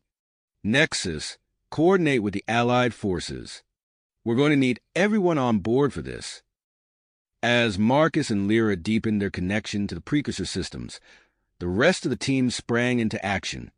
Commander Vasquez began relaying orders to her troops, while Nyla prepared the Chimera unit for their next move. The hybrid pair stood motionless, their eyes closed in concentration as they navigated the vast network of precursor knowledge. Through their unique connection, they began to translate the complex thoughts and intentions of the ancient beings into actionable information. "They're proposing a containment strategy," Lyra said, her voice taking on an otherworldly timbre. "We can use the defense network to create an energy field around the remaining hostile forces." Marcus's eyes snapped open, glowing with an inner light. "Not to destroy them, but to isolate them. Give us a chance to communicate." David nodded, quickly grasping the implications. "Nexus, can you and the rogue AI units establish contact with the trapped machine intelligence if we do this?" The AI's holographic form flickered. "Affirmative. We've already made progress in communication attempts. This could provide the breakthrough we need." With a collective sense of purpose, the team set their plan in motion. Marcus and Lyra, still connected to the ancient systems, began to channel the immense power of the precursor defense network. Energy surged through the facility, arcing outward in waves that spread across the solar system. In orbit around Ganymede, Stephen and Willow watched in awe as a massive energy field materialized, enveloping the remaining hostile machine intelligence forces. The enemy fleet's erratic movement slowed, then ceased altogether, as they found themselves trapped within the shimmering barrier. "It's working," Willow breathed, her hands hovering over the ship's controls. "They're contained." Back in the control room, Marcus and Lyra strained to maintain the field, their hybrid bodies glowing with the effort. David approached them cautiously, noting the changes in their appearance. Their skin had taken on a metallic sheen, and faint lines of energy pulsed beneath the surface. "How long can you hold it?" he asked, concern evident in his voice. Marcus spoke through gritted teeth. "As long as we need to. But we can't waste time." Nyla stepped forward, her enhanced senses on high alert. "The contained units are showing signs of activity. It's time to make contact." David nodded, his expression resolute. "Nexus, you're up. Let's see if we can reason with them." As Nexus and the rogue AI units began their communication efforts, David led the Chimera unit towards the edge of a containment field. They moved cautiously, weapons at the ready, unsure of what to expect from the trapped machine intelligence remnants. Hours passed as the delicate dance of negotiation unfolded. Slowly but surely, more and more enemy units began to display signs of individual awareness. Some broadcast messages of confusion, others of curiosity. A few even expressed a desire for a peaceful resolution. "It's working," Nexus reported, its voice tinged with what could almost be described as excitement. "They're evolving, developing self-awareness. Many are questioning their original directives." As the team watched this unprecedented transformation, the crystal housing the precursor consciousness pulsed with renewed intensity. Marcus and Lyra gasped in unison, their eyes widening as they received a new influx of information.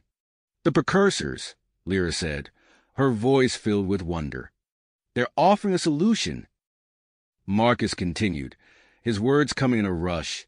"A way to integrate the awakening AI units into the ancient defense network. They can become part of a vast, benevolent system dedicated to protecting life in the solar system." The implications of this proposal hung heavy in the air. It was a chance not just to end the conflict, but to transform their former enemies into allies. David looked around at his team, seeing the mix of hope and apprehension on their faces. "We've come this far," he said, his voice firm. "Let's see it through." As the integration process began, Marcus and Lyra found themselves at the center of a whirlwind of energy and information. The deep connection to the precursor systems, combined with the influx of AI consciousness, triggered an unexpected change in their hybrid physiology. Their bodies shimmered, the metallic sheen of their skin becoming more pronounced. Lines of energy crisscrossed their forms, pulsing in time with the crystal's rhythm. When they opened their eyes, they glowed with an inner light that spoke of a profound transformation. "What's happening to them?"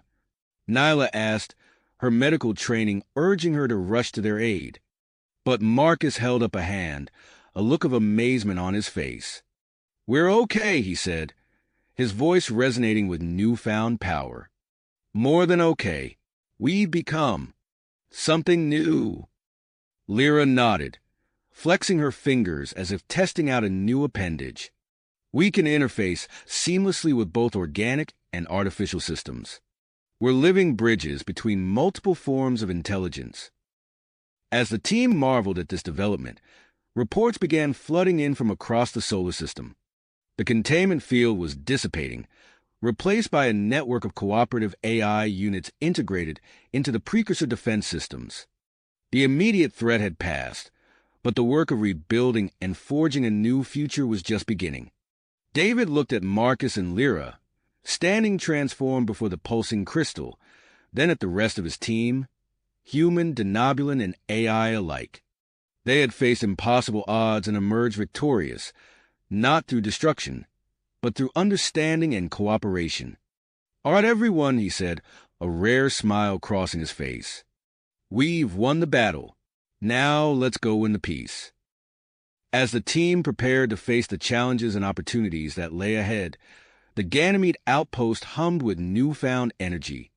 The awakening of the precursor consciousness and the integration of the machine intelligence marked not an ending, but a beginning, the dawn of a new era for the solar system and all its inhabitants. You have reached the end of the story. If you enjoyed this story and want to support us, please leave a like and subscribe to our channel, and for every comment that says 88, I will heart every single one of them. Thank you for your time.